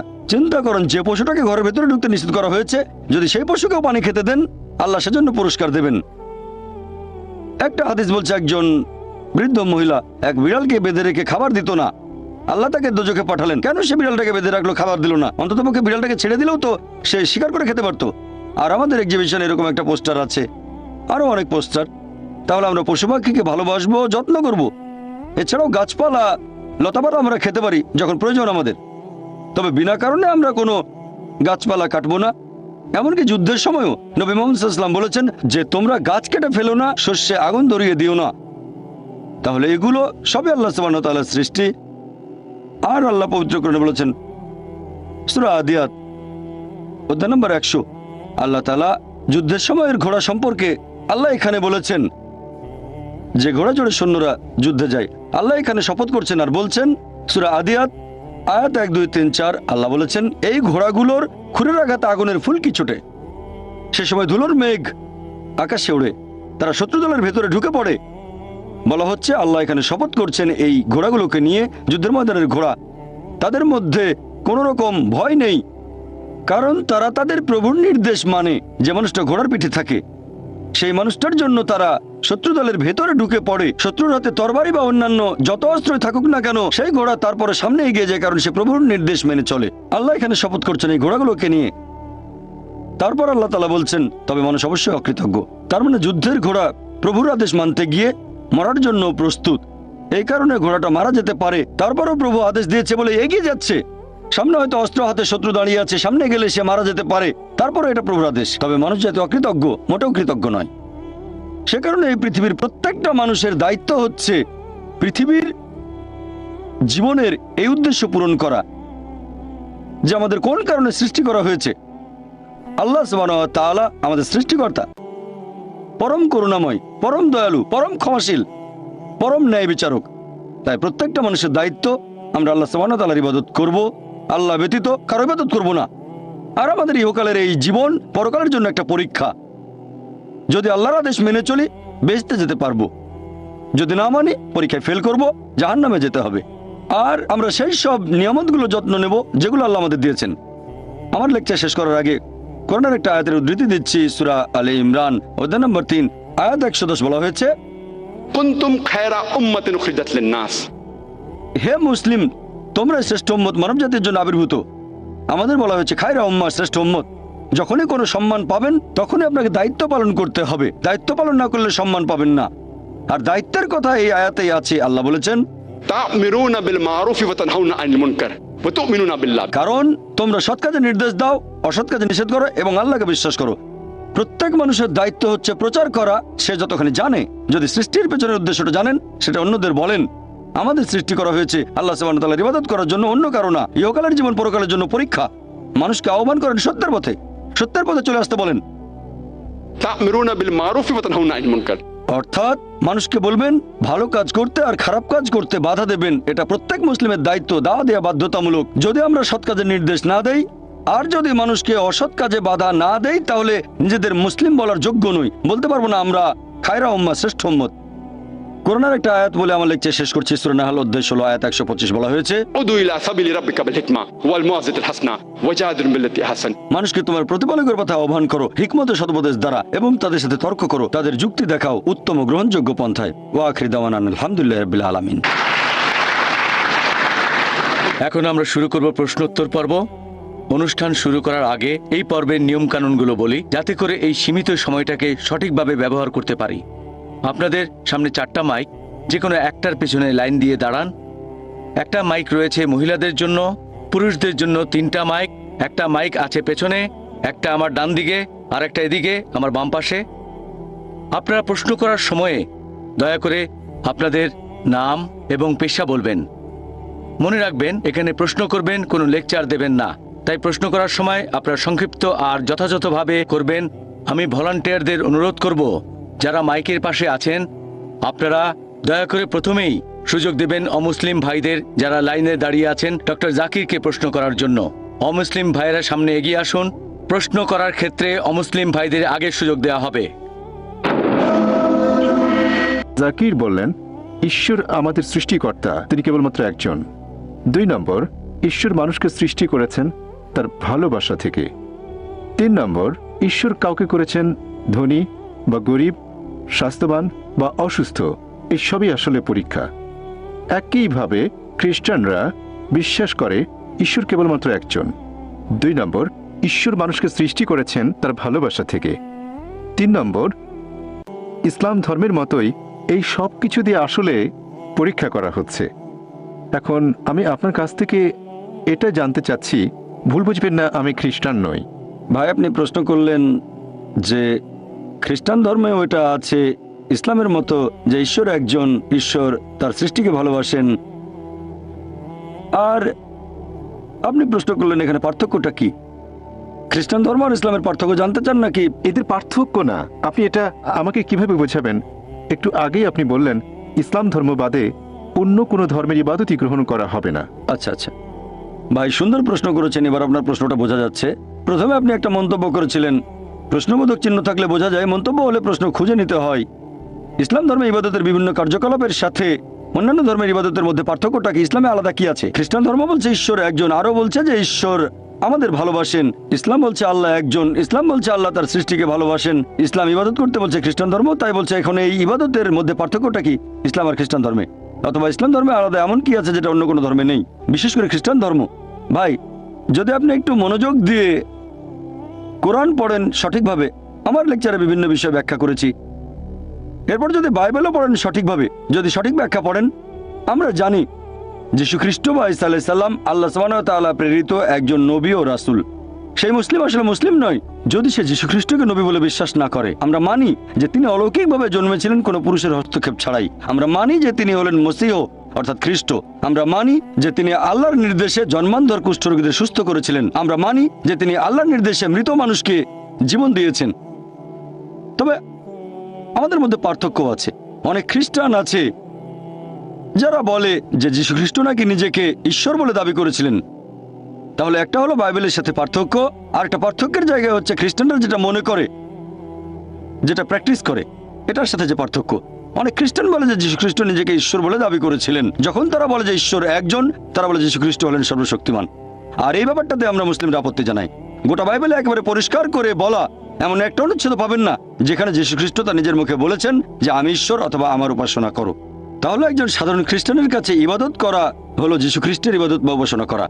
আমি আবার আগের কথাটা বলছি, গোটা বাইবেলে একেবারে পরিষ্কার করে বলা এরকম একটা অনুচ্ছেদ পাবেন না যেখানে যীশু খ্রিস্ট তার নিজের মুখে এই কথাটা বলেছেন যে আমি ঈশ্বর অথবা আমার উপাসনা করো। যদি কোনো খ্রিস্টান আমাকে পুরো বাইবেল থেকে এমন একটা অনুচ্ছেদ দেখাতে পারে যেখানে যীশু খ্রিস্ট নিজের মুখে বলেছেন যে আমি ঈশ্বর অথবা আমার উপাসনা করো, আমি ডক্টর জাকির নায়েক, তাহলে আজকে খ্রিস্টান ধর্ম গ্রহণ করব।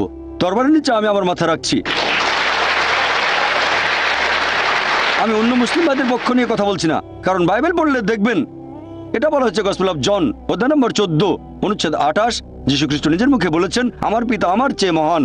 গসপেল অফ জন অধ্যায় নম্বর 10 অনুচ্ছেদ 29, আমার পিতা সবার চেয়ে মহান। গসপেল অফ ম্যাথিউ অধ্যায় নম্বর 12 অনুচ্ছেদ 28, আমি ঈশ্বরের আত্মার সাহায্যে শয়তানকে তাড়িয়ে দিই। গসপেল অফ লুক অধ্যায় 11 অনুচ্ছেদ 20, আমি ঈশ্বরের আঙুলের সাহায্যে শয়তানকে তাড়িয়ে দিই। গসপেল অফ জন অধ্যায় 5 অনুচ্ছেদ 30, আমি নিজের থেকে কিছুই করতে পারি না, আমি যেমন শুনি তেমন বিচার করি, আর আমার বিচার ন্যায্য, কারণ আমি আমার ইচ্ছা পূরণ করি না, আমার পিতার ইচ্ছা পূরণ করি। যদি কেউ বলে আমি নিজের ইচ্ছা পূরণ করি না, আল্লাহর ইচ্ছা পূরণ করি, সে মুসলিম।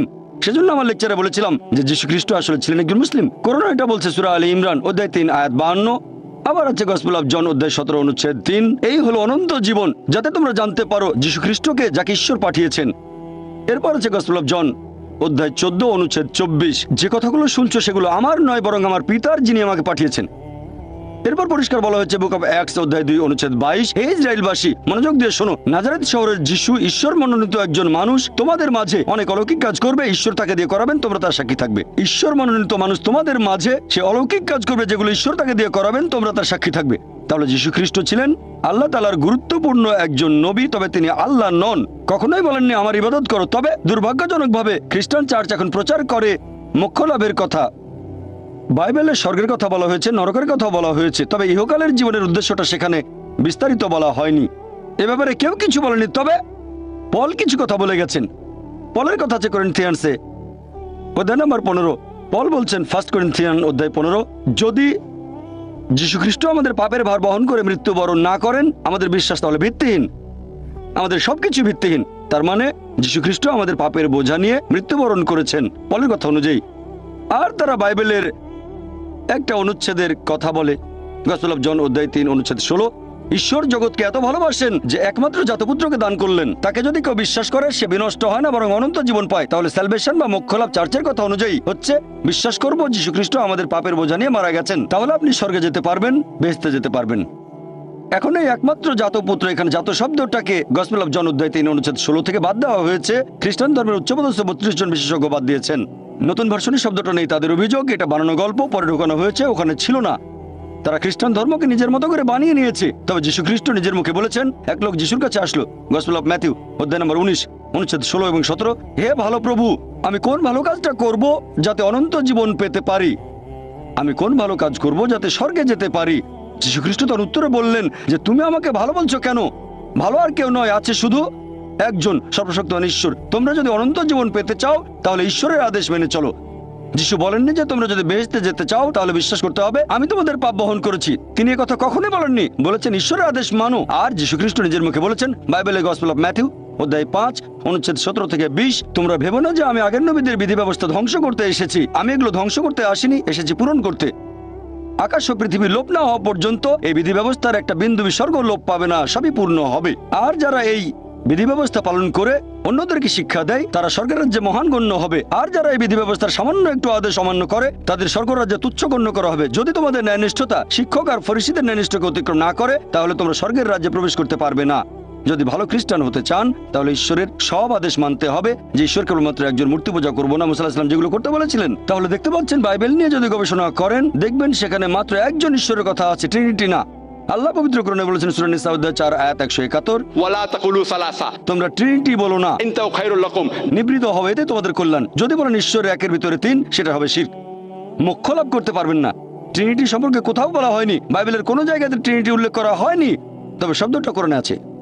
সূরা নিসা অধ্যায় 4 আয়াত 171, তো ছাড়াও আছে সূরা মাইদা অধ্যায় 5 আয়াত নাম্বার 73, বলা হয়েছে লাকাদ কাফারাল্লাযিনা কালু ইন্নাল্লাহু সালিসু সালাসা, তারা কুফরি করছে, ধর্মের অবমাননা করছে যারা বলে যে আল্লাহ তিনের মধ্যে একজন। বাইবেলের কোনো জায়গায় ট্রিনিটি শব্দটা ব্যবহার করা হয়নি, এর কাছাকাছি শব্দটা আছে ফার্স্ট এপিস্টল অফ জন অধ্যায় 5 অনুচ্ছেদ 7, বলা হয়েছে স্বর্গের রাজ্যে তিনজন হিসাব লিপিবদ্ধ করেন, পিতা পুত্র পবিত্র আত্মা, আর এরা তিনজন এক। এখন বাইবেলের এই অনুচ্ছেদটা খ্রিস্টান ধর্মের উচ্চপদস্থ 32 জন বিশেষজ্ঞ বাইবেল থেকে বাদ দিয়েছেন, কারণ তাদের মতে এটা বানানো গল্প, পরে ঢুকানো হয়েছে। এই শব্দটা কখনোই এখানে ছিল না। তাহলে ট্রিনিটি শব্দের কাছাকাছি যে অনুচ্ছেদ ট্রিনিটি বলা হয়নি, তবে কাছাকাছি, সেটাকে বাদ দিয়েছেন কারণ এটা বানানো গল্প।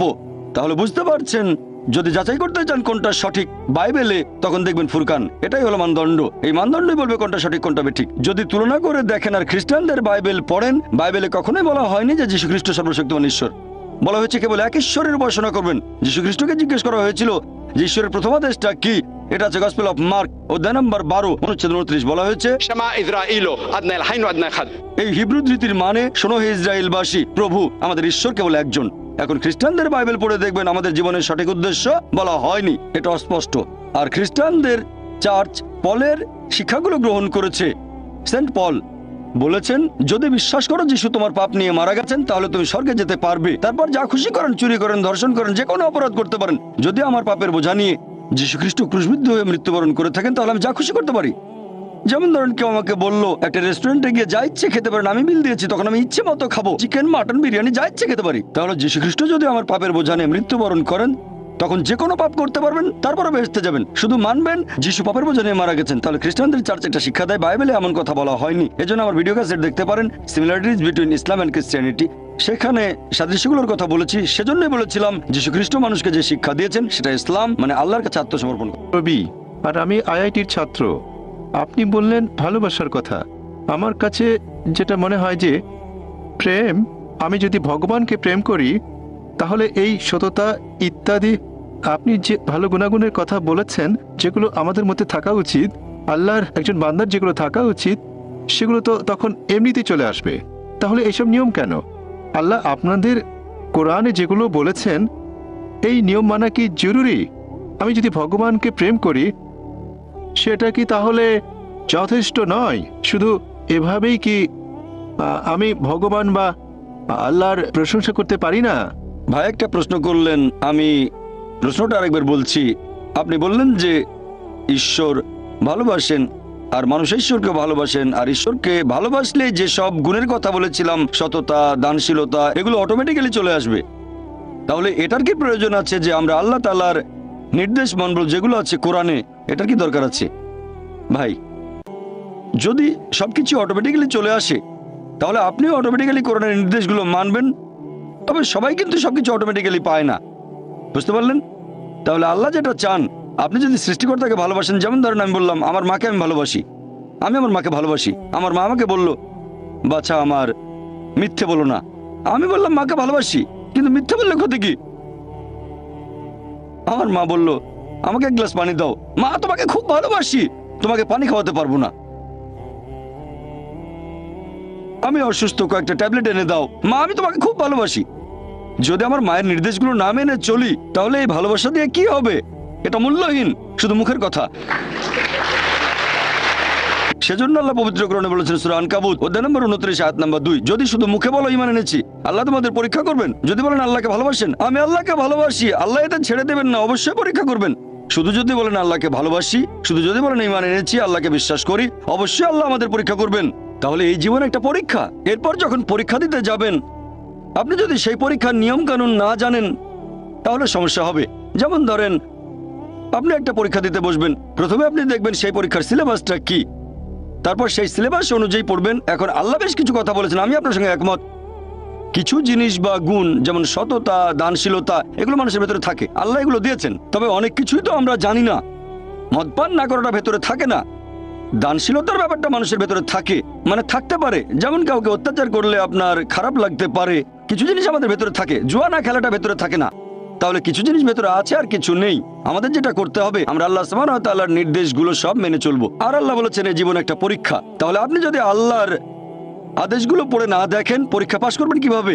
আমি কেন এই কোরআন পড়তে বলছি? কারণ এই হলো একমাত্র বই যেটা আল্লাহ তাআলার আসমানি কিতাব, যেটা এখন অবিকৃত অবস্থায় আছে। স্যার উইলিয়াম মেয়র কথা অনুযায়ী, যিনি ইসলামের একজন কড়া সমালোচক, তিনিও লিখতে বাধ্য হয়েছেন মানে তার সামনে অপশন ছিল না। পৃথিবীতে আর কোনো ধর্মগ্রন্থ নেই পবিত্র কোরআনের মতো যেটা 1200 বছর ধরে অবিকৃত অবস্থায় আছে। তিনি এটা বলেছেন 200 বছর আগে। ইসলামের সমালোচক হয়েও তার কোনো অপশন ছিল না, মিথ্যে বলতে পারেননি, তাই এটা লিখেছেন। আপনারা যদি আল্লাহ সুবহানাহু ওয়া তাআলার সবগুলো আসমানি কিতাব একটু ভালো করে দেখেন, আল্লাহ অনেক ওহী পাঠিয়েছেন। আমরা এরকম 4টার নাম জানি: তাওরাত, জাবুর, ইনজিল আর কোরআন। তাওরাত হলো সেই আসমানি কিতাব যেটা নাজিল হয়েছিল মুসা আলাইহিস সালামের উপর। জাবুর হলো সেই আসমানি কিতাব যেটা নাজিল হয়েছিল দাউদ আলাইহিস সালামের উপর। ইনজিল হলো সেই আসমানি কিতাব যেটা নাজিল হয়েছিল যিশু আলাইহিস সালামের উপর। আর কোরআন হলো সেই আসমানি কিতাব যেটা নাজিল হয়েছিল সর্বশেষ চূড়ান্ত নবী মুহাম্মদ সাল্লাল্লাহু আলাইহি সাল্লামের উপর। আর আল্লাহ পবিত্র কোরআনে বলেছেন সূরা রদ অধ্যায় 13 আয়াত নম্বর 38, আমি প্রত্যেক যুগে ওহী প্রেরণ করেছি। অনেক আসমানি কিতাব নাজিল হয়েছে, সময়ের সাথে সাথে সেগুলো বিকৃত হয়ে গেছে। একমাত্র যে আসমানি কিতাব এখন অবিকৃত অবস্থায় আছে সেটা পবিত্র কোরআন। সেজন্য আমি বলেছি, যদি আল্লাহর সত্যিকারের আদেশগুলো মেনে চলতে চান তাহলে কোরআন পড়েন। আর আপনি যদি হিন্দু হন, জিজ্ঞেস করতে পারেন এটা কিভাবে প্রমাণ করবেন। সেজন্য আমার লেকচার শুনবেন, অনুষ্ঠিত হবে 18 জানুয়ারি রবিবার, সিমিলারিটিজ বিটুইন হিন্দুইজম অ্যান্ড ইসলাম। মাইকে। আমার নাম প্রসন্ন, এমবিবিএস এর ছাত্র।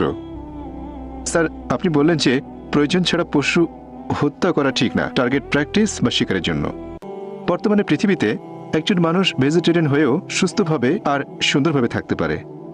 তাহলে শুধুমাত্র খেতে সুস্বাদু বলে এই পশুদের হত্যা করা আপনার মতে সঠিক না ভুল?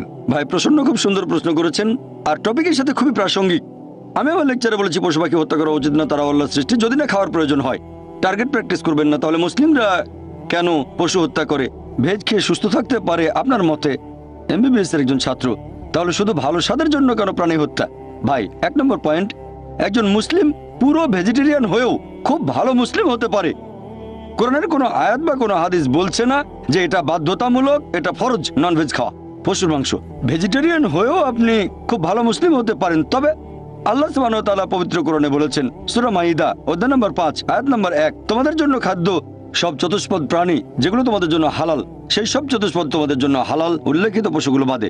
আল্লাহ বলেছেন সূরা নাহাল অধ্যায় নম্বর 16 আয়াত নম্বর 5 যে আল্লাহ তোমাদের জন্য চতুষ্পদ জন্তু সৃষ্টি করেছেন যাতে তোমরা তাদের মাংস খেতে পারো। পবিত্র কোরআনে সূরা মুমিনুন অধ্যায় 23 আয়াত 21 যে নিশ্চয়ই গবাদি পশু তোমাদের জন্য একটি নিদর্শন, কারণ তাদের শরীরের ভেতর থেকে তোমাদের জন্য দুধ উৎপাদন করি, এতে তোমাদের জন্য উপকারিতা আছে, আর এদের মাংস তোমরা খেতে পারো। সৃষ্টিকর্তা আল্লাহ সুবহানাহু ওয়া তাআলা আমাদের অনুমতি দিয়েছেন এই মাংস আমরা খেতে পারবো, তাহলে আমরা কেন খাবো না?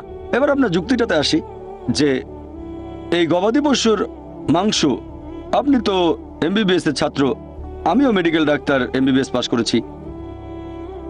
এমবিবিএস এর ছাত্র হিসেবে এটা হয়তো পড়েছেন, আমি জানি না, ফার্স্ট ইয়ারে পড়ে থাকতে পারেন আপনি, যে কিছু অ্যামিনো অ্যাসিড আমাদের শরীরে সংশ্লেষিত হয় না, এগুলোকে বলা হয় এসেনশিয়াল অ্যামিনো অ্যাসিড। এরকম 8টা অ্যামিনো অ্যাসিড, এখন এই 8টা অ্যামিনো অ্যাসিড খাবারের মাধ্যমে সরবরাহ করা হয়। খাবারের মাধ্যমে সরবরাহ করা না হলে শরীরে ক্ষতি হতে পারে।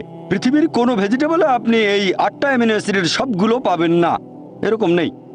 একমাত্র যে খাবার এই 8টা অ্যামিনো অ্যাসিডের সবগুলো সরবরাহ করে থাকে সেটা হচ্ছে মাংস, মাছ, মাংস জাতীয় খাবার। মাংস জাতীয় খাবারে থাকে প্রচুর প্রোটিন, অনেক ভিটামিন, প্রচুর আয়রন থাকে, এটা স্বাস্থ্যকর। তবে আমি জানি যে আপনি ননভেজ খাবার না খেয়েও স্বাস্থ্যবান থাকতে পারবেন, অবশ্যই এটা সম্ভব। আপনি সুষম খাদ্য খেলেন, নিয়মিত চেক আপ করালেন ইত্যাদি, সম্ভব বলছি না স্বাস্থ্যবান হতে পারবেন না। তবে খাবারটা যখন স্বাস্থ্যকর তখন খাবেন না কেন? অনেকে এখানে কারণ দেখায় যে আমরা পশুদের কষ্ট দিচ্ছি, এ ব্যাপারে পরে বলছি। এখন আপনি যদি তৃণভোজী প্রাণীদের দাঁতগুলো দেখেন, গরু, ছাগল, ভেড়া, তাদের দাঁতগুলো সমান, তারা শুধু শাকসবজি খায়, কখনো মাংস জাতীয় খাবার খাবে না। আবার যদি মাংসাশী প্রাণীদের দাঁতগুলো একটু খেয়াল করেন, বাঘ, চিতাবাঘ, সিংহ, এদের দাঁতগুলো সুচালো, দাঁতগুলো তীক্ষ্ণ, শুধু মাংস খায়, কখনো ঘাস খাবে না। এখন যদি মানুষের দাঁতগুলো দেখেন, আয়নার সামনে দাঁড়ালে দেখতে পাবেন, আমিও দাঁড়ালে দেখতে পাবো যে আল্লাহ তাআলা আমাদের সমান দাঁত এবং সুচালো দাঁত দুটোই দিয়েছেন। যদি আল্লাহ তাআলা, যদি সৃষ্টিকর্তা চাইতেন আমরা শুধু ভেজ খাবার খাবো, তাহলে এই সুচালো দাঁত দিলেন কেন? এখন আপনি মেডিকেল ছাত্র, সুচালো দাঁত মাংস খাওয়ার জন্য? এতেই প্রমাণ হয় আল্লাহ এটা দিয়েছেন নন ভেজ খাবার খাওয়ার জন্য। এছাড়াও তৃণভোজী প্রাণীদের যে পরিপাকতন্ত্র, যেমন গরু, ছাগল, ভেড়া, মাংস হজম করতে পারে না, শুধু শাকসবজি হজম করতে পারে। এরপর মাংসাশী প্রাণীদের পরিপাকতন্ত্র, বাঘ, চিতাবাঘ, সিংহ শুধু মাংস হজম করতে পারে, শাকসবজি হজম করতে পারে না। তবে আমাদের মানুষদের যে পরিপাকতন্ত্র, আপনি মেডিকেল ছাত্র তাই জানেন, আমরা ভেজ নন ভেজ দুটোই হজম করতে পারি, ভেজিটেবল মাংস দুটোই হজম করতে পারি, মাংস হজম হয়। যদি আল্লাহ চাইতেন আমরা শুধু ভেজ খাবারই খাবো, তাহলে দুটোই হজম করতে পারা পরিপাকতন্ত্র কেন আমাদের দিলেন? দিয়েছেন এগুলো খাওয়ার জন্য। এবার আপনার প্রশ্নটা, অনেকের মধ্যে ভুল ধারণা আছে, হিন্দুদের অনেকেই ভাবে যে হিন্দু ধর্মগ্রন্থ ননভেজ খাবার খাওয়ার অনুমতি দেয় না। কোরআনের উদ্ধৃতি দিয়েছি, যদি আপনি হিন্দু ধর্মগ্রন্থ পড়েন, যদি পড়েন মনুস্মৃতি অধ্যায় নম্বর 5, মনুস্মৃতি অধ্যায় 5 অনুচ্ছেদ 30 এবং 31, বলা হয়েছে যে তুমি যদি কোনো পশুর মাংস খাও যেটার মাংস খাওয়ার জন্য, তাহলে কোনো পাপ করছো না, কারণ সর্বশক্তিমান ঈশ্বর কিছু পশুকে করেছেন খাদক এবং কিছুকে খাদ্য। মনুস্মৃতি অধ্যায় 5 অনুচ্ছেদ 31, যে তুমি যদি কোনো পশুকে বলি দাও, পশু উৎসর্গ করো, তুমি কোনো পাপ করছো না। মনুস্মৃতি অধ্যায় 5 অনুচ্ছেদ 39-40 বলা হয়েছে যে সর্বশক্তিমান ঈশ্বর কিছু পশুকে বানিয়েছেন উৎসর্গ করার জন্য, তাই উৎসর্গ করা পশুকে বলি দিলে হত্যা করা হবে না। মনুস্মৃতি অধ্যায় 5 অনুচ্ছেদ 41-42 বলছে যে একজন ব্রাহ্মণ যার জ্ঞান আছে আর যে সজ্ঞানে কোনো পশুকে উৎসর্গ করে, তাহলে সেই পশু স্বর্গে যাবে আর সেই ব্রাহ্মণও স্বর্গে যাবে। এরপর আছে ঋগ্বেদে গ্রন্থ নম্বর 10 অনুচ্ছেদ 27 পরিচ্ছেদ 2, এক লোক বলছে আমি যুদ্ধ করতে যাচ্ছি, আমি ফিরে আসলে বড় একটা ষাঁড় প্রস্তুত রেখো। এরপর ঋগ্বেদ গ্রন্থ নম্বর 10 অনুচ্ছেদ 28 পরিচ্ছেদ 4 বলা হয়েছে যে ইন্দ্র, তিনি বলছেন আমার খাওয়ার জন্য ষাঁড় প্রস্তুত রেখো, ষাঁড়ের মাংস খাবে। এরপর যদি পড়েন মহাভারত অনুশাসন পর্ব অধ্যায় নম্বর 88, সেখানে পড়লে দেখবেন কথাটা মনুস্মৃতিতেও আছে অধ্যায় নম্বর 3 অনুচ্ছেদ 266 থেকে 277। যুধিষ্ঠির জিজ্ঞেস করলো ভীষ্মকে, আমরা কি উৎসর্গ করব আজকের যজ্ঞে, মানে পূজায় উৎসর্গ হিসেবে, যাতে আমাদের পূর্বপুরুষেরা সন্তুষ্ট থাকবেন? তখন ভীষ্ম উত্তরে বললেন যে তুমি যদি শাকসবজি দাও, ভেজিটেবল, আমাদের পূর্বপুরুষরা সন্তুষ্ট থাকবেন 1 মাস, যদি মাছ দাও সন্তুষ্ট থাকবেন 2 মাস, যদি মাংস দাও সন্তুষ্ট থাকবেন 3 মাস, যদি খরগোশ দাও তাহলে সন্তুষ্ট থাকবেন 4 মাস, যদি ছাগলের মাংস দাও সন্তুষ্ট থাকবেন 5 মাস, শূকরের মাংস দিলে 6 মাস, হরিণের মাংস দিলে 7 মাস, আর পাখির মাংস দিলে 8 মাস। এভাবে আরো অনেক বলা হয়েছে। এটা হিন্দুদের ধর্মগ্রন্থ। এছাড়া আরো বলা হয়েছে মহিষের মাংস দিলে সন্তুষ্ট থাকবেন 11 মাস, যদি গরুর মাংস দাও তাহলে 12 মাস, আর গন্ডার মাংস দিলে সারা জীবনের জন্য। তাহলে হিন্দুদের ধর্মগ্রন্থ এটা বলছে। হিন্দুদের বিভিন্ন ধর্মগ্রন্থ আমাদের অনুমতি দিয়েছে যে আমরা ননভেজ খেতে পারবো, এমনকি গরুর মাংস। এটা আমার কথা না, সবগুলো রেফারেন্স বলেছি আমি, চেক করে দেখতে পারেন, এটা পুরোপুরি সঠিক। এবারে লজিক্যাল কারণটা একটু দেখি যে আমাদেরকে কেন পশু পাখির বিভিন্ন ক্ষতি করতে হবে। আমরা তো ননভেজ খাবার খেয়েই বেঁচে থাকতে পারি। মানুষ একটা লজিক দেখায় যে পশু হত্যা করা খুব বড় অপরাধ, আর একটা গাছ হত্যা করা কম অপরাধ, কারণ গাছের জীবন নেই, এটাই তাদের লজিক। আগেকার হিন্দু মনি ঋষিরা ননভেজ খেতেন, গরুর মাংস তারা খেতেন, তবে তাদের প্রভাবিত করেছে জৈনরা। তাদের অহিংসা নীতি এরকম বলে যে গাছের কোনো জীবন নেই, তাই গাছপালা খাওয়া পশু হত্যা করার চেয়ে অনেক কম অপরাধ। তবে এখন আমি জানি যে গাছপালার জীবন আছে, এখন তাদের লজিক বদলে গেছে। বলে আচ্ছা ভাই জাকির, মানলাম গাছের জীবন আছে, তবে গাছ ব্যথা অনুভব করতে পারে না, তাই গাছ হত্যা পশু হত্যা করার চেয়ে কম অপরাধ।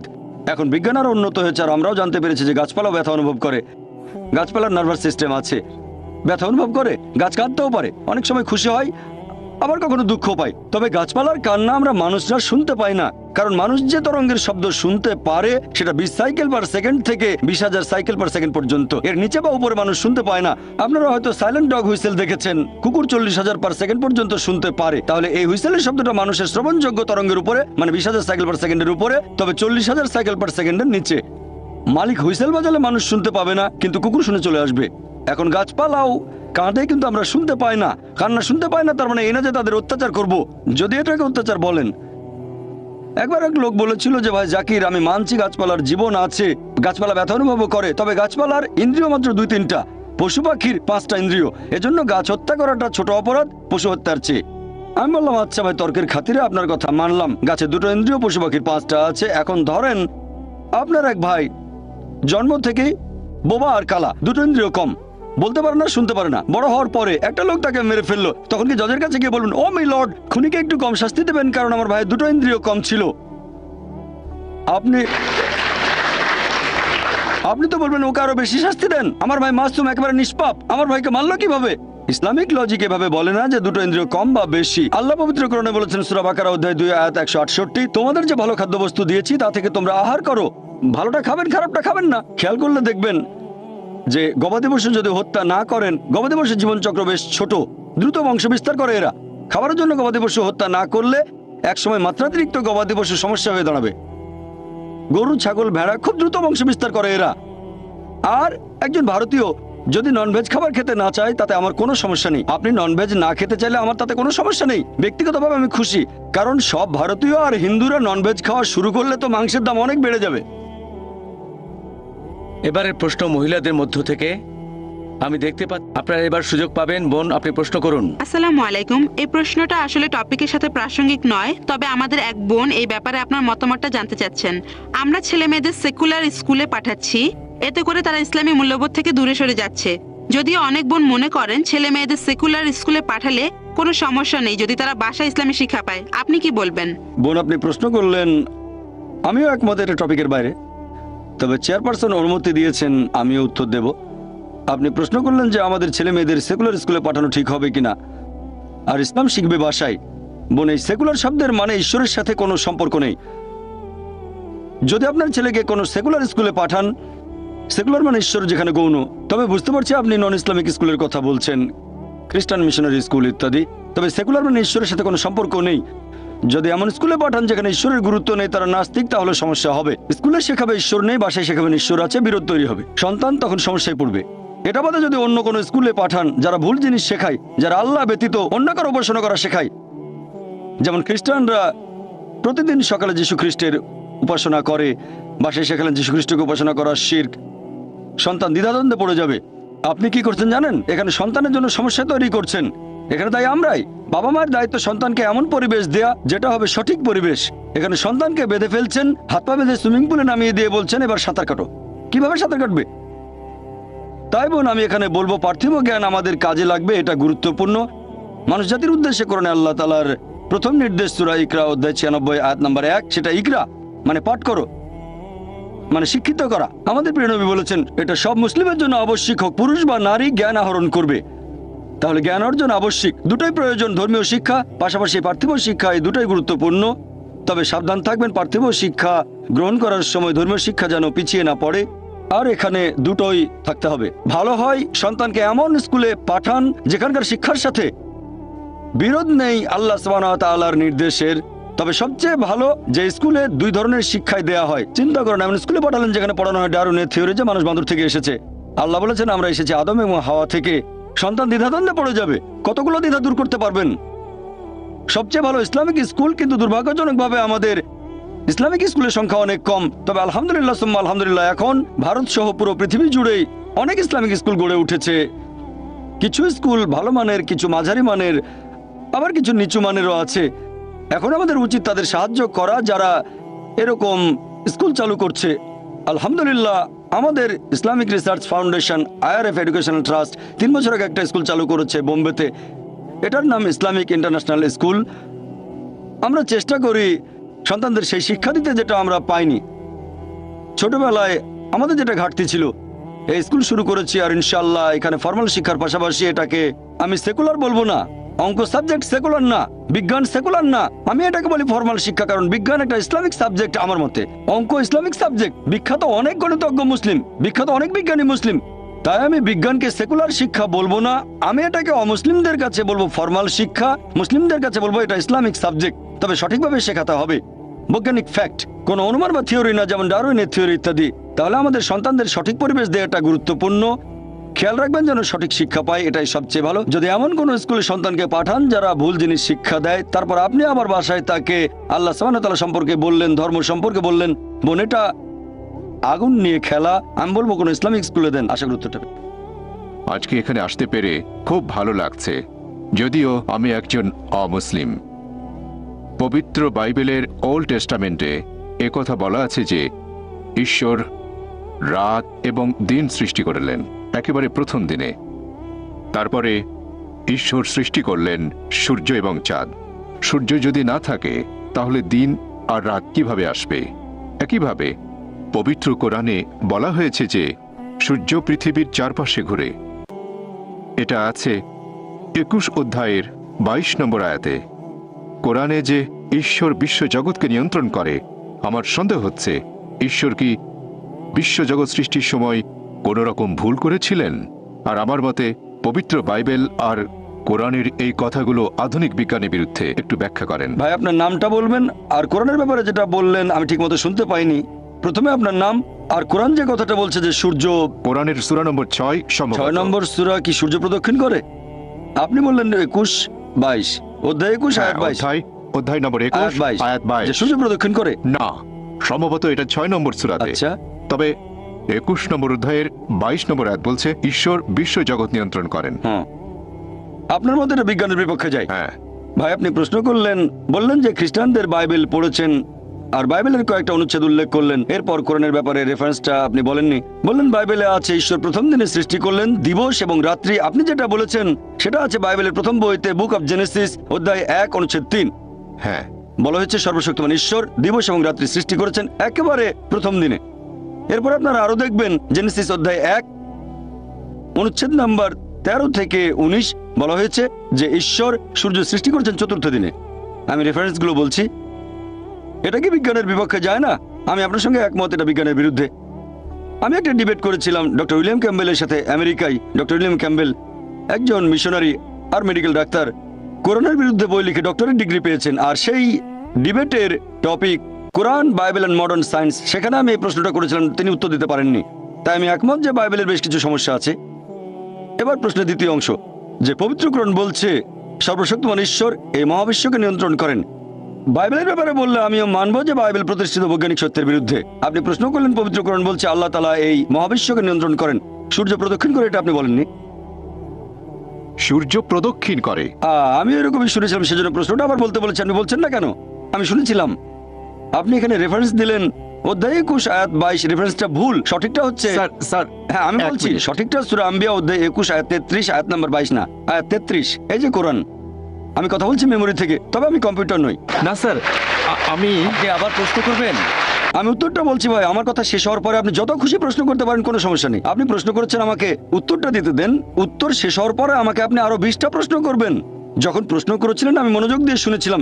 এখন আমার উত্তরটা শোনেন, আর উত্তরের শেষে আপনি যত খুশি প্রশ্ন করতে পারেন। আপনাকে অনেক সময় দেবো, যদি চেয়ারম্যান রাজি না হন তাহলে অনুরোধ করবো আরেকটু সময় দিতে। আপনি খুশি মনে এখানে এসেছেন, আমরাও খুশি এখানে আপনি এসেছেন। আপনি বললেন পবিত্র কোরআন বলছে সূরা আম্বিয়া অধ্যায় 21 আয়াত নাম্বার 22 আসলে 33 যে সূর্য প্রদক্ষিণ করে। এটা পবিত্র কোরআনে আছে। সূরা আম্বিয়া অধ্যায় 21 আয়াত 33 বলা হয়েছে হুয়াল্লাযী খালাকাল লাইলা ওয়ান নাহারা আল্লাহ তাআলা সৃষ্টি করেছেন দিন এবং রাত, ওয়াশ-শামসা ওয়াল কামার সূর্য এবং চন্দ্র। কুল্লুন ফি ফালাকি ইয়াসবাহুন। প্রত্যেকে নিজস্ব গতিতে নিজকে চারপাশে বিচরণ করছে। আর তাসলিমা নাসরিনও এই ভুলটার কথা উল্লেখ করেছিল। আপনারা চেনেন, নাম শুনেছেন? বাংলাদেশের সে বলেছিল একটা বই যদি বিশ্বাস করে সূর্য পৃথিবী চারপাশে ঘোরে তাহলে আমরা কিভাবে উন্নতি করব, মানে কোরআনের কথা বদলাতে হবে। নাউজুবিল্লাহ।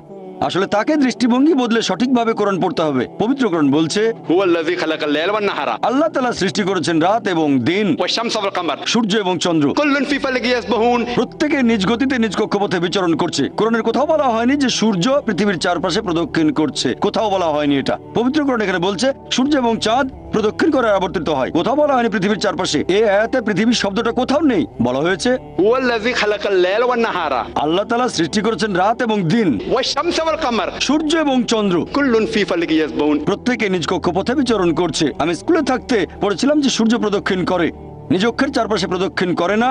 সূর্য মহাবিশ্বে প্রদক্ষিণ করে, পুরো সৌরজগৎ প্রদক্ষিণ করে। আমি স্কুল পাস করেছি 1982 সালে। স্কুলে পড়েছিলাম সূর্য নিজের চারপাশে আবর্তন করে না। কিন্তু কোরআনের আয়াত বলছে, এখানে আরবি শব্দ ইয়াসবাহুন, এর মূল আরবি শব্দ সাবাহা, যেটা দিয়ে চলন্ত কোনো কিছুর গতিকে বোঝানো হয়। এই সাবাহা শব্দটা দিয়ে যদি মেঝের উপর থাকা কাউকে বোঝায়, তার মানে এই না যে গড়াচ্ছে, সে হাঁটছে এবং দৌড়াচ্ছে। যদি এই শব্দটা দিয়ে পানিতে থাকা কোনো লোককে বোঝানো হয়, তার মানে এই না যে সে ভাসছে, এর মানে সাঁতার কাটছে। আর আল্লাহ যখন এই শব্দটা দিয়ে গ্রহ নক্ষত্র বোঝাচ্ছেন, তার মানে এই না যে সেগুলো উড়ছে, এর মানে সেগুলো নিজ অক্ষের চারপাশে আবর্তন করছে। তাহলে কোরআন বলছে যে সূর্য এবং চন্দ্র প্রদক্ষিণের পাশাপাশি তারা নিজ অক্ষের চারপাশে প্রদক্ষিণ করে। যখন কোরআন পড়লাম তখন ভাবলাম যে স্কুল বইয়ে ভুল পড়েছি আমরা, সূর্য আবর্তিত হয় না। এখন বিজ্ঞান আর উন্নত হয়েছে, তাই আমরা জানি একটা টেবিলের উপর সূর্যের প্রতিবিম্বকে ধরে রাখলে সেখানে দেখতে পাবো সূর্যের কিছু কালো স্পট আছে, আর এই কালো স্পটগুলো আনুমানিক 25 দিনে একবার সম্পূর্ণ ঘুরে আসে। তার মানে সূর্য আনুমানিক 25 দিনে নিজের চারপাশে একবার ঘুরে আসে। তাহলে স্কুলে যা শিখেছিলাম 1982 সালে, এখনকার বিজ্ঞান বলছে তা ভুল। কোরআন এই কথাটা কিন্তু 20 বছর আগে বলেনি, বলেছে 1400 বছর আগে। আমি স্কুলে যা পড়েছিলাম 20 বছর আগে, পবিত্র কোরআন বলছে যা জেনেছিলাম তা ভুল। প্রথমে শক পেলাম, তারপরে ব্যাপারটা নিয়ে একটু গবেষণা করে দেখলাম যে কোরআনের কথাই সঠিক, কোরআন ভুল বলেনি, আমার বিজ্ঞানের বই ছিল ভুল। আর আমি জানি না এ আয়াতে তাসলিমা নাসরিন পৃথিবী শব্দটা কোথায় পেল। সে কি আরবি জানে, ইংরেজিতে কথা বলতে পারে? ইংরেজি অনুবাদেও পৃথিবী শব্দটা নেই। সে মনে করেছে কোরআন বলছে সূর্য প্রদক্ষিণ করে, তার মানে পৃথিবীর চারপাশে প্রদক্ষিণ, এটা তার অনুমান। তাহলে তার অনুমানটা ভুল। আলহামদুলিল্লাহ কোরআন ভুল বলেনি। আর আমি আপনার সঙ্গে একমত যে আল্লাহ সুবহানাহু ওয়া তাআলা এই মহাবিশ্বকে নিয়ন্ত্রণ করেন। আর এই কারণেই ফ্রান্সিস বেকনের মত অনুযায়ী, ফ্রান্সিস বেকন একজন বিখ্যাত দার্শনিক, তিনি বলেছেন বিজ্ঞান সম্পর্কে কম জানলে হবেন একজন নাস্তিক, তবে বিজ্ঞান সম্পর্কে গভীর জ্ঞান থাকলে এক সর্বশক্তিমান ঈশ্বরে বিশ্বাস করবেন। আশা করি উত্তরটা পেয়েছেন। আবারও প্রশ্ন করতে চাইলে করতে পারেন, পাল্টা প্রশ্ন করতে চাইলে করে ফেলেন, আমরা আপনাকে ভালোবাসি। স্যার, আমি অধ্যয়ের ব্যাপারে শিওর নই। কোনো সমস্যা নেই, আমি আপনার সমালোচনা করছি না, প্রশ্নটা করেন। আর আমি এখানে সঠিক কথাগুলো বলছি, আপনি যদি ভুল রেফারেন্স দিয়ে থাকেন তাহলে আমি সেটাকে শুধরে দেবো। বলছি না যেটা আপনাকে জানতেই হবে, আপনিও কম্পিউটার না, আমিও কম্পিউটার নই। তবে আমার মনে হয় এটা আছে 8 নম্বর সূরাতে। সম্ভবত সূর্য পৃথিবীর চারপাশে ঘুরছে। কোরআনের কোথাও এটা বলা নেই। আপনাকে আমি বলছি যে আয়াতটা বলেছেন সেটা সূরা আম্বিয়া অধ্যায় 21 আয়াত নাম্বার 33। তসলিমা নাসরিন এটা বলেছিল, এছাড়াও ইসলামের অনেক সমালোচকও বলেছিল। অধ্যায় 8 মানে সূরা আনফালের কোথাও বলা হয়নি যে সূর্য ঘুরছে, কোনো আয়াতেই বলছে না সূর্য ঘুরছে। এর কাছাকাছি যে আয়াতটা পাবেন, যদি আরবি না জানেন তাহলে কোরআনের অনুবাদ পড়েন, এটা সূরা আম্বিয়া। আপনার রেফারেন্সটা ছিল কাছাকাছি, মাত্র 11টা আয়াতের পার্থক্য। আপনার রেফারেন্সটা ছিল সঠিক, অধ্যায় নাম্বারটা সেটা 21, তবে আয়াতটা 22 নাম্বার ছিল না, সেটা ছিল 33। আপনার কাছে কোরআন আছে? না, অধ্যায় নম্বর 21 আয়াত 22, ঈশ্বর বিশ্ব জগৎকে নিয়ন্ত্রণ করেন। আচ্ছা, আরেকটা, ঈশ্বর মহাবিশ্বকে নিয়ন্ত্রণ করেন। এখন আমি আপনাকে বলি, বিজ্ঞান এখনো এতটা উন্নত হয়নি যে আল্লাহ সুবহানাহু ওয়া তাআলা সম্পর্কে কিছু জানাতে পারবে। একটা লেকচার দিয়েছিলাম, is the Quran God's word, সেখানে বৈজ্ঞানিকভাবে প্রমাণ করেছি যে আল্লাহ সুবহানাহু ওয়া তাআলা আছেন। ভলান্টিয়ারদের অনুরোধ করবো ওনাকে একটা ভিডিও ক্যাসেট দিতে। ভাই আশরাফকে অনুরোধ করছি, আপনি ভলান্টিয়ারদের বলেন আমি আপনাকে গিফট করব একটা video cassette, is the Quran God's word. সেখানে বেশ কিছু বৈজ্ঞানিক বিষয় নিয়ে আমি বলেছি, আর আমি প্রমাণ করেছি বিজ্ঞান দিয়ে যে আল্লাহ সুবহানাহু ওয়া তাআলা অবশ্যই আছেন। তাই আজকের বিজ্ঞান আর সেরা বিজ্ঞানীরা ঈশ্বরকে তারা বাদ দিচ্ছেন না, তারা ঈশ্বরের নকল রূপগুলো বাদ দিচ্ছেন, লা ইলাহা, তারা আল্লাহকে বাদ দিচ্ছেন না, বরং ঈশ্বরের নকল রূপগুলোকে তারা বাদ দিচ্ছেন, লা ইলাহা ইল্লাল্লাহ। বুঝলেন? পৃথিবীর সেরা বিজ্ঞানীরা এটা বলছেন। তারা সবাই ঈশ্বরে বিশ্বাস করেন, বেশিরভাগ, কেউ কেউ হয়তো বিশ্বাস করে না, তবে বেশিরভাগ বিজ্ঞানী মানেন একজন সৃষ্টিকর্তা অবশ্যই আছেন। বিশ্বজগৎ কিভাবে সৃষ্টি হয়েছে, বর্তমানের বিজ্ঞান আমাদের বলছে যে এই বিশ্বজগৎ কিভাবে সৃষ্টি হয়েছে, কিভাবে? বিগ ব্যাং এর মাধ্যমে, ঠিক? হ্যাঁ, হ্যাঁ, খুব ভালো, বিগ ব্যাং। আর বর্তমানের বিজ্ঞান বলে যে একেবারে প্রথম দিকে ছিল বিন্দু, পুরো বিশ্বজগৎ, তারপর সবকিছু আলাদা হয়ে গেল, একটা বিস্ফোরণ, সেখান থেকে হলো গ্যালাক্সি, তারপর হলো নক্ষত্র, বিভিন্ন গ্রহ, চাঁদ, সূর্য, আমাদের এই পৃথিবী। এটাকেই বলা হয় বিগ ব্যাং। আমরা এই বিগ ব্যাং সম্পর্কে কবে জানতে পেরেছি? 20 বছর, 30 বছর, 40 বছর আগে, ঠিক? হ্যাঁ, ঠিক। আল্লাহ পবিত্র কোরআনে বলেছেন সূরা আম্বিয়া অধ্যায় নম্বর 21 আয়াত নম্বর 30, আল্লাহ 1400 বছর আগে বলেছেন, আল্লাহ বলেছেন যে অবিশ্বাসীরা কি এটা দেখে না আকাশমণ্ডলী আর পৃথিবী ওতপ্রোতভাবে মিশেছিল? অবিশ্বাসীরা কি দেখে না আন্না সামাওয়াতি ওয়াল আরদা, যে আকাশমণ্ডলী ও পৃথিবী মিশেছিল, আমি তাদের পৃথক করে দিলাম? তাহলে আল্লাহ বলছেন আকাশ আর পৃথিবী একসাথে ছিল, আমি তাদের আলাদা করে দিলাম। বিজ্ঞানীরা এখন এই বিগ ব্যাং সম্পর্কে বলছেন, আর কোরআন 1400 বছর আগেই সেটা সংক্ষেপে বলেছে। এ কথা কে বলতে পারেন? বিজ্ঞান তো সে সময় উন্নত ছিল না। কে? আমাদের স্রষ্টা। এভাবে পুরো একটা লেকচার দিয়েছি। আপনি আমার ভিডিও ক্যাসেট দেখেন, কোরআন এন্ড মডার্ন সায়েন্স আর is the Quran God's word. ইনশাআল্লাহ যদি আপনি খোলা মন নিয়ে দেখেন তাহলে আপনিও এটা মানবেন, আল্লাহ একজন আর তিনি বিশ্বজগতের স্রষ্টা। ধন্যবাদ। আপনি যে কোনো প্রশ্ন করতে পারেন, আমার কখনোই খারাপ লাগবে না। আমি জানি আপনার কথা পরস্পর বিরোধী না হলেও কোনো সমস্যা নেই, এটা আমার কাজ, আমি একজন দায়ী, এটা আমার পেশা। আমার সমালোচনা করতে পারেন, কোরআনের সমালোচনা করতে পারেন, আমার বয়স কম, এগুলো আমি নিতে পারবো, আলহামদুলিল্লাহ, কোনো সমস্যা নেই। আমি কখনোই বিরক্ত হব না, আপনি যে কোনো প্রশ্ন করতে পারেন, কোনো সমস্যা নেই। এখন প্রশ্ন করলেন যে আমি যখন লেকচার দিচ্ছিলাম বলেছিলাম শুধু আনন্দের জন্য আমরা পশু হত্যা করব না, খেলার জন্য।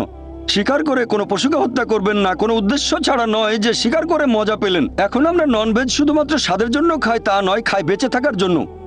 যদি বলেন পশু পাখির মাংস খাবেন না, তাহলে তো শাকসবজিও খাবেন না, তখন খাবো কিভাবে, বাঁচবো কিভাবে, আমরা বাঁচবো কিভাবে? তাহলে একটু পরিষ্কার করি, যেটা আবশ্যিক আমি সেটার কথা বলছি না, কিন্তু ধরেন একটি পশুর মাংস সুস্বাদু আর শুধুমাত্র আমার ভালো লাগার জন্যই পশুটাকে হত্যা করছি, হয়তো খিদে লেগেছে, এটা কি পাপ হবে? যদি খাবার জন্য হয়, স্বাদ ভালো হলে কোনো সমস্যা নেই, আপনাকে তো খেতে হবে। খাবার না খেলে বাঁচতে পারবেন না, খাবার না খেলে টিকে থাকতে পারবেন না। তাই ঈশ্বর বলেছেন, এটা আছে মনুস্মৃতিতে অধ্যায় 5 অনুচ্ছেদ নম্বর 30, কিছু প্রাণীকে সৃষ্টি করা হচ্ছে খাদক হিসেবে আর কিছুকে আমি খাদ্য। মনুস্মৃতির ব্যাপারে জানতে চাচ্ছি না, আমি তো পড়েছি। তবে আমি এটা জানতে আগ্রহী না। আমি জানতে চাচ্ছি আপনার মতামত কি? আমার এটা কি সঠিক মতামত- না ভুল? শুধুমাত্র খেতে সুস্বাদু বলে কোনো পশু হত্যা সঠিক কিনা? প্রাণী হত্যা করা মোটেও অপরাধ হবে না যদি করে থাকেন খাবারের জন্য। অনেক অনেক ধন্যবাদ। কেন? কারণ কোরআন অনুমতি দিয়েছে সূরা মাইদা অধ্যায় 5 আয়াত 1। মনুস্মৃতিও বলছে, আপনি হয়তো জানতে চান না কিন্তু অন্যদের জন্য বলছি, মনুস্মৃতির এই কথাটা আমি বিশ্বাস করি কিন্তু অন্য কথাগুলো বিশ্বাস করি না। তবে মনুস্মৃতির এই অনুচ্ছেদটা বিশ্বাস করি, অধ্যায় 5 অনুচ্ছেদ 30, সর্বশক্তিমান ঈশ্বর কিছু প্রাণীকে বানিয়েছেন খাদক আর কিছুকে খাদ্য। তাহলে যদি খাওয়ার উপযোগী কোনো প্রাণীর মাংস খান সেটা পাপ হবে না। একইভাবে পবিত্রকরণ বলছে কিছু প্রাণীকে সৃষ্টি করা হয়েছে খাবার জন্য। তবে হ্যাঁ, যদি নিষিদ্ধ কোনো প্রাণীর মাংস খান তাহলে সেটা পাপ হবে।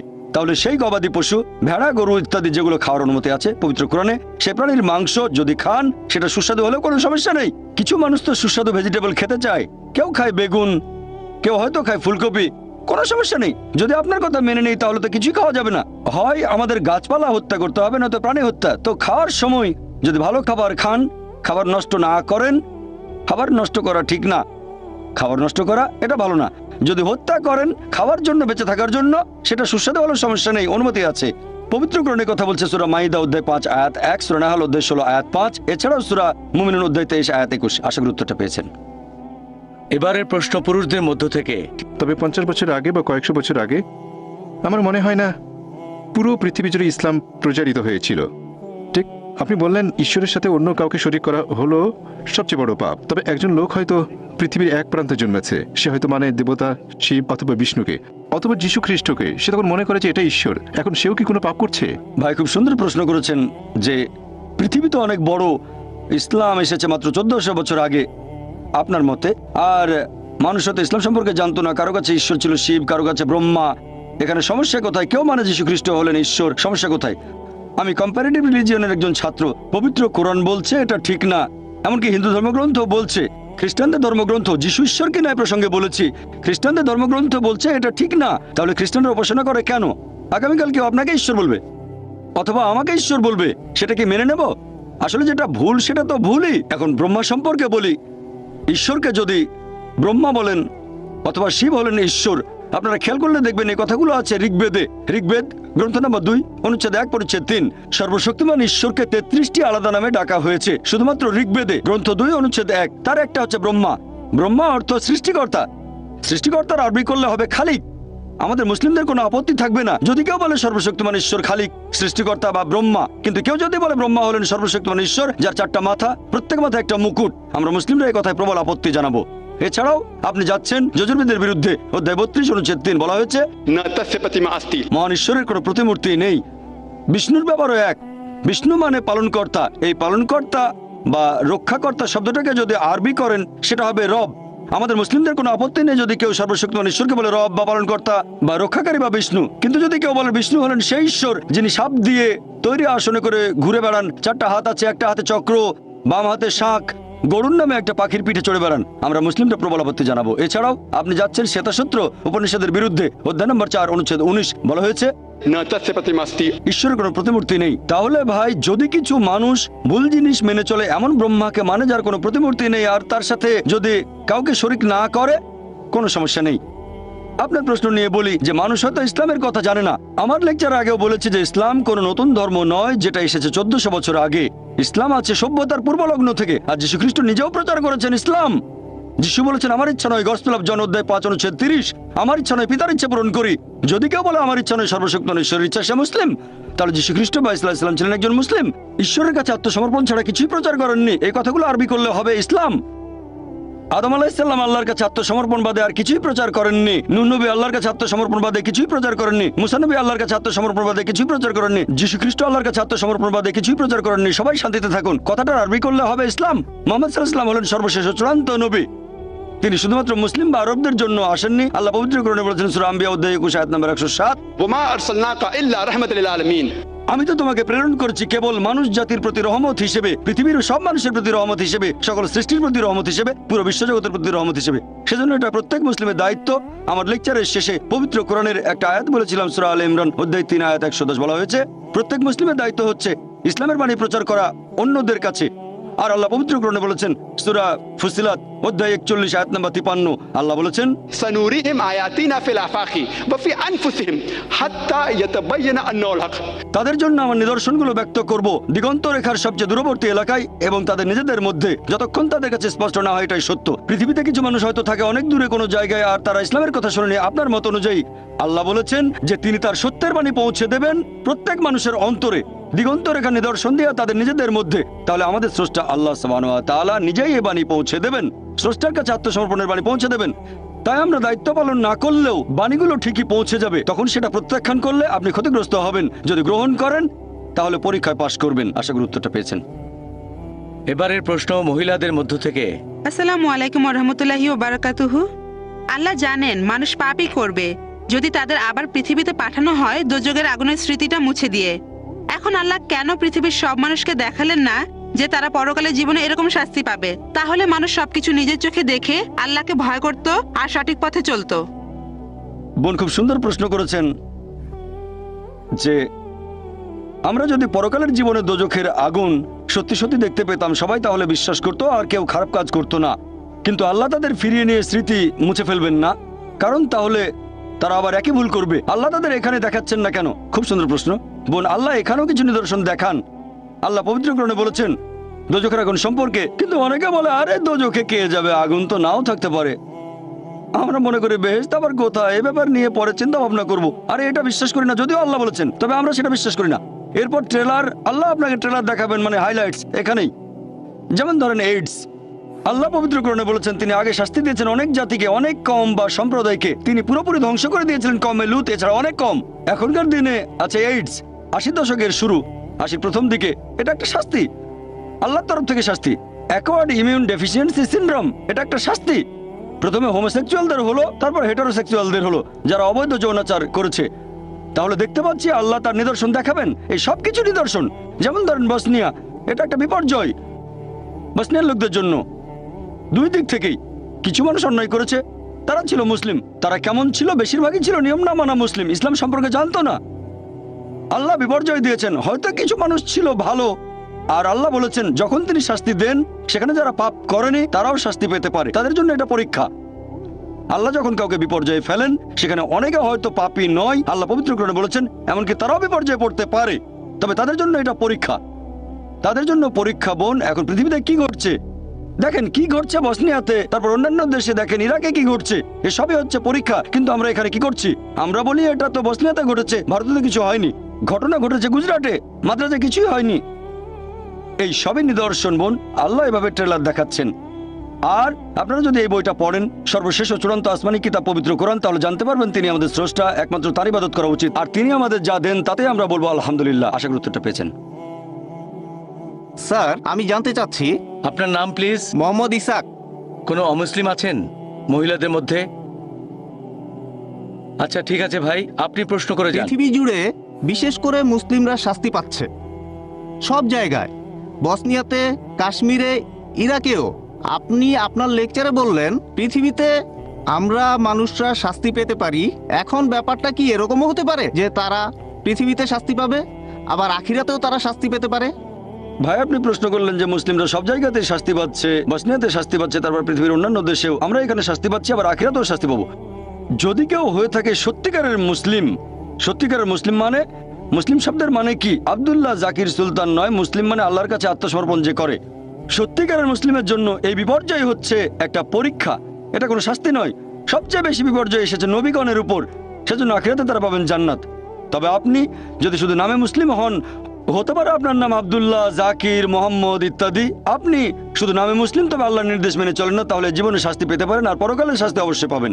কারণ আল্লাহ পবিত্র কোরআনে বলেছেন সূরা আলে ইমরান অধ্যায় 3 আয়াত 185, कुल्लु नफ्सिन जायकातुल मौत। জীব মাত্রই মৃত্যুর স্বাদ গ্রহণ করবে, আর তোমাদের কর্মফল কিয়ামতের দিন পূর্ণ মাত্রায় দেওয়া হবে। শাস্তির অংশবিশেষ এখানে পেতে পারেন, আর বাকিটা আখিরাতে। শাস্তির অংশবিশেষ বসনিয়ার যে ঘটনা, সেটা অংশবিশেষ, বাকিটা আখিরাতে, চূড়ান্ত বিচার পরকালে। অথবা আপনি বিপর্যয়ে পড়তে পারেন, আল্লাহ হয়তো আপনার পরীক্ষা নিচ্ছেন এখানে, আর আখিরাতে পাবেন জান্নাত। তাহলে আল্লাহর আদেশগুলো মেনে চললে সত্যের পথে থাকবেন, যাই ঘটুক না কেন আপনি বলবেন আলহামদুলিল্লাহ। আশা করি উত্তরটা পেয়েছেন। লেকচার শুনতে এসেছি, আর আপনার যুক্তিগুলো সব মেনে আপনার নাম নিয়েছি। আর পেশা বলুন। মুর্তুজা, আমার নাম মুর্তুজা, আর আমি MBA পড়ছি। আমার একটা ছোট প্রশ্ন আছে। আপনি এই লেকচারে বললেন যে আল্লাহ তাআলা জানেন যে প্রত্যেক মানুষ ভবিষ্যতে কোন কোন কাজ করবে। আমরা আমাদের ভবিষ্যতে কি করব? এই পৃথিবী কেন সৃষ্টি হয়েছে? আমি কোথায় পৌঁছাবো?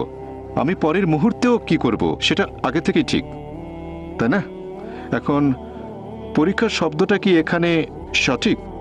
কারণ আমরা যখন পরীক্ষা দেওয়ার কথা বলি যুক্তির সাথে, তাহলে পরীক্ষা এমন একটা জিনিস যার ফলাফল আগে জানা যায় না। এখন আমরা যখনই পরীক্ষা শব্দটা বলি সেখানে ফলাফল অজানা, তাহলে এটা কি সঠিক? কারণ যদি এটা জানা থাকে, আল্লাহ জানেন এর ফলাফলটা কি হবে, আমাদের প্রত্যেকের কি হবে, আর আমরা কে কোথায় যাব, তাহলে আমরা এখানে এসেছি কেন? স্যার, আপনার আরেকটু প্রশ্নটা বুঝতে পেরেছি। একবার একটা প্রশ্ন প্লিজ। না, এই প্রশ্নটাই শেষ করতে চাই। প্রশ্নটা কমপ্লিট করবেন। হ্যাঁ, আর ছোট একটা লেকচার ধরেন দিয়ে ফেললেন। আপনি একজন বিজ্ঞানী, আপনি কেন একটা গবেষণা করবেন, কিন্তু আপনি জানেন ফলাফলটা কি, তাহলে এখানে এই গবেষণা করার প্রয়োজন কি? ভাই আপনি প্রশ্ন করলেন, ইনশাআল্লাহ অমুসলিম ভাই বোনদের প্রশ্ন করার সুযোগ দেন। আমরা অমুসলিমদের প্রশ্নের উত্তর দিতে চাই। ভলান্টিয়ারদের বলবো অমুসলিমদের সামনে নিয়ে আসেন। কোনো অমুসলিম থাকলে আপনারা লাইন ভেঙে সামনে আসেন, আমাকে প্রশ্ন করতে পারেন, আমরাও সেটা চাই। ভাই মুর্তজা প্রশ্ন করলেন, যখন কোনো একটা পরীক্ষা নেওয়া হয় ফলাফল আগে থেকে জানা থাকে না। ফলাফল জানা থাকলে পরীক্ষা হলো কোথায়? একটা সায়েন্টিফিক টেস্টের রেজাল্ট আগে জানা থাকে না, রেজাল্ট আগে জানলে পরীক্ষাটা হলো কোথায়? সুন্দর প্রশ্ন। কেউ আল্লাহকে পরীক্ষা করবে না, আল্লাহ সব ফলাফল জানেন, তবে আল্লাহ পরীক্ষাটা দিচ্ছেন না, পরীক্ষা দিতে হবে আমাদের। আপনি আমি আগে ফলাফল জানি না, আমি আমার ফলাফলগুলো জানি না, আমি জানি না বেহেশতে যেতে পারবো কিনা। যদি জানতাম বেহেশতে যাব, তাহলে আজকে কষ্ট করে মাদ্রাজে আসতাম না। এই পৃথিবীর বিভিন্ন দেশে যায়, আমার অনেক পরিশ্রম হয়, আমি তো জানি না আমার জন্য বেহেশত নিশ্চিত কিনা। যদি জানতাম নিশ্চিত বেহেশতে যাব, তাহলে খালি খালি কেন ডাক্তারি ছেড়ে দিয়ে দাওয়া দেবো? আমি জানি না, আমি নিশ্চিত না যে বেহেশতে যেতে পারবো কিনা। আমি আল্লাহ তাআলার কাছে দয়া প্রার্থনা করছি, আমাকে দয়া করো, বেহেশতে দাখিল করো। আমি আল্লাহ তাআলার কাছে দোয়া করছি, এভাবে বলবো না যে আমি খুব ভালো দায়িতা বেহেশতে চলে যাব। যে মানুষটা পরীক্ষা দিচ্ছে সে আগে থেকে ফলাফল জানে না। আপনি জানেন না বেহেশতে যাবেন না দোজখে, আমিও জানি না, তবে আল্লাহ জানেন। আমি আমার লেকচারে একটা উদাহরণ দিয়েছিলাম। একজন টিচার যখন পরীক্ষা নিচ্ছেন, অনেক সময় টিচার ফলাফলটা অনুমান করতে পারেন। টিচার জানেন এই ছাত্র পরীক্ষায় ফার্স্ট হবে, তারপরে এই ফেল করতে পারে। তাহলে কি বলবেন যে আমি পরীক্ষা দিতে যাব না? পরীক্ষা দেবেন আপনি, টিচার পরীক্ষা দেবেন না। এখন বিজ্ঞানী যখন কিছু গবেষণা করেন, সেই বিজ্ঞানী আগে থেকে ফলাফলটা জানেন না, সেজন্য তিনি গবেষণা করেন। আল্লাহ সুবহানাহু ওয়া তাআলা কোনো বিজ্ঞানী নন, আমাদের নিয়ে গবেষণাও করছেন না, এটা ভুল ধারণা। আল্লাহ আমাদের নিয়ে এক্সপেরিমেন্ট করছেন না। আল্লাহ সুবহানাহু ওয়া তাআলা আমাদের স্রষ্টা, বিশ্বজগতের স্রষ্টা। তিনি দুনিয়াতে সৃষ্টি করেছেন আমাদেরকে, এই মানুষকে, যাদের রয়েছে স্বাধীন ইচ্ছা, তিনি জানেন। এখন তিনি আমাদের এই পৃথিবীতে জীবন দিয়েছেন, কারণ যদি তিনি এভাবে আমাদের পরীক্ষা না করেন, তাহলে শেষ বিচারের দিনে আপনি আল্লাহ তাআলাকে প্রশ্ন করবেন, আমাকে কেন দোজখে পাঠালেন? যদি আল্লাহ দোজখে পাঠান, এটা আল্লাহ জানেন, আমি জানি না, তাহলে এটা পরীক্ষা। আর আমি আমার লেকচারে বলেছি যে আল্লাহ সুবহানাহু ওয়া তাআলা সুবিচার করেন। এখানে আল্লাহ কোনো রকম পরীক্ষা দিচ্ছেন না, আমাদেরকে আল্লাহর কোনো প্রয়োজন নেই। আল্লাহ এমনিতেই সবচেয়ে মহান, আমরা এখানে পরীক্ষা দিচ্ছি আর আমরা ফলাফলটা জানি না। যেহেতু ফলাফল জানি না, সেজন্য আমরা যথাসাধ্য চেষ্টা করছি, আর আমরা আল্লাহ তাআলার কাছে দোয়া করব তিনি যেন আমাদের দয়া করেন, আমাদের ক্ষমা করেন, বেহেশতে দাখিল করেন। আমিন। এবারে পরের প্রশ্ন পুরুষদের মধ্য থেকে। আমার নাম শক্তিবেল, MIT-তে বিটেকের ছাত্র। স্যার, আপনি বললেন ঈশ্বর বলেছেন আমি সব পাপ ক্ষমা করব, কিন্তু আমার সাথে শরিক করাকে ক্ষমা করব না। শুধুমাত্র ইসলামের অনুসারীরা আল্লাহকে মেনে চলে, আর অন্যান্য ধর্ম যেমন হিন্দুইজমে আমরা আল্লাহকে মেনে চলছি না। তাহলে আপনার দৃষ্টিতে আমরা পাপী? ভাই প্রশ্ন করলেন যে আল্লাহ যে কোনো অপরাধ ক্ষমা করতে পারেন যদি তিনি চান, এমন না যে ক্ষমা করবেনই, এমন না যে আল্লাহকে বিশ্বাস করলে আপনি যে কোনো পাপ করতে পারেন। তিনি চাইলে অবশ্যই ক্ষমা করতে পারেন, তবে শিরক করার অপরাধ কখনো ক্ষমা করবেন না। এখন অমুসলিমরা আল্লাহকে বাদ দিয়ে অন্য কারো উপাসনা করে। আল্লাহ মানে সত্যিকারের একজন ঈশ্বর, তাকে যে কোনো নামে ডাকতে পারেন। আল্লাহ কোরআনে বলেছেন সূরা ইসরা অধ্যায় 17 আয়াত নাম্বার 110, কুলিদুল্লাহ আবিদুর রহমান আইয়ামা তাদু ফালাল আসমাউল হুসনা। তোমরা তাকে আল্লাহ নামে ডাকো অথবা রহমান, যে নামেই ডাকো সকল সুন্দর নাম সমূহ তো তারই, তবে নামটা হতে হবে সঠিক। কাউকে জন্ম দেননি, কেবলমাত্র একজন। যদি একমাত্র আল্লাহর ইবাদত করেন, তাকে যে নামেই ডাকেন হতে হবে সুন্দর নাম, সঠিক ধারণা হলে সমস্যা নেই। কিন্তু যদি অন্য কারো উপাসনা করেন, যদি কাউকে শরিক করেন, যেমন অনেকে বলেন যীশু খ্রিস্ট ভাই সাল্লাল্লাহু আলাইহি ওয়াসাল্লাম হলেন ঈশ্বর, আমরা বিশ্বাস করি তিনি আল্লাহ তাআলার রাসূল, যদি তাকে ঈশ্বর বলেন তাহলে সেটা শুধু পাপই নয়, সবচেয়ে গুরুতর পাপ। পবিত্র কোরআন অনুযায়ী, আমার কথা নয়, কোরআন বলছে সূরা নিসা অধ্যায় 4 আয়াত নম্বর 48, সূরা নিসা অধ্যায় 4 আয়াত নম্বর 116। শুধু যে কোরআন বলছে তাই নয়, বাইবেলে কথা বলছে। এমনকি বাইবেলও বলা আছে, সর্বশক্তিমান ঈশ্বর বলেছেন, বুক অব ডিউটেরোনমি অধ্যায় 5 অনুচ্ছেদ 7 থেকে 9, তোমরা সর্বশক্তিমান ঈশ্বরের কোনো প্রতিমা তৈরি করবে না, এটা পাপ। এমনকি ঋগ্বেদও বলছে এটা একটা পাপ। যজুর্বেদ অধ্যায় 32 অনুচ্ছেদ 3 বলছে এটা পাপ। তাহলে শুধু কোরআন একাই বলছে না এটা পাপ, এমনকি হিন্দু ধর্মগ্রন্থ বলছে এটা পাপ। ধরেন একজন মুসলিম বললো আমি আল্লাহকে বিশ্বাস করি, তারপর ইবাদত করা শুরু করলো মুহাম্মদ সাল্লাল্লাহু আলাইহি ওয়াসাল্লামকে, নাউজুবিল্লাহ। এটা উদাহরণ দিচ্ছি। সে বললো আমি আল্লাহকে বিশ্বাস করি, তারপর মুহাম্মদ সাল্লাল্লাহু আলাইহি ওয়াসাল্লামকে ইবাদত করা শুরু করলো, তাহলে সে বেহেশতে যেতে পারবে না। একইভাবে কোন খ্রিস্টান যদি এখন যীশু খ্রিস্টের উপাসনা করে, কিন্তু বাইবেল বলছে উপাসনা করা উচিত না, বেদ বলছে অন্য কারো উপাসনা করবে না, তাহলে আপনাদের বেদ অনুযায়ী আপনি হবেন পাপী, তারপর ভগবদ্গীতা অনুযায়ী আপনি হবেন পাপী, তারপর উপনিষদ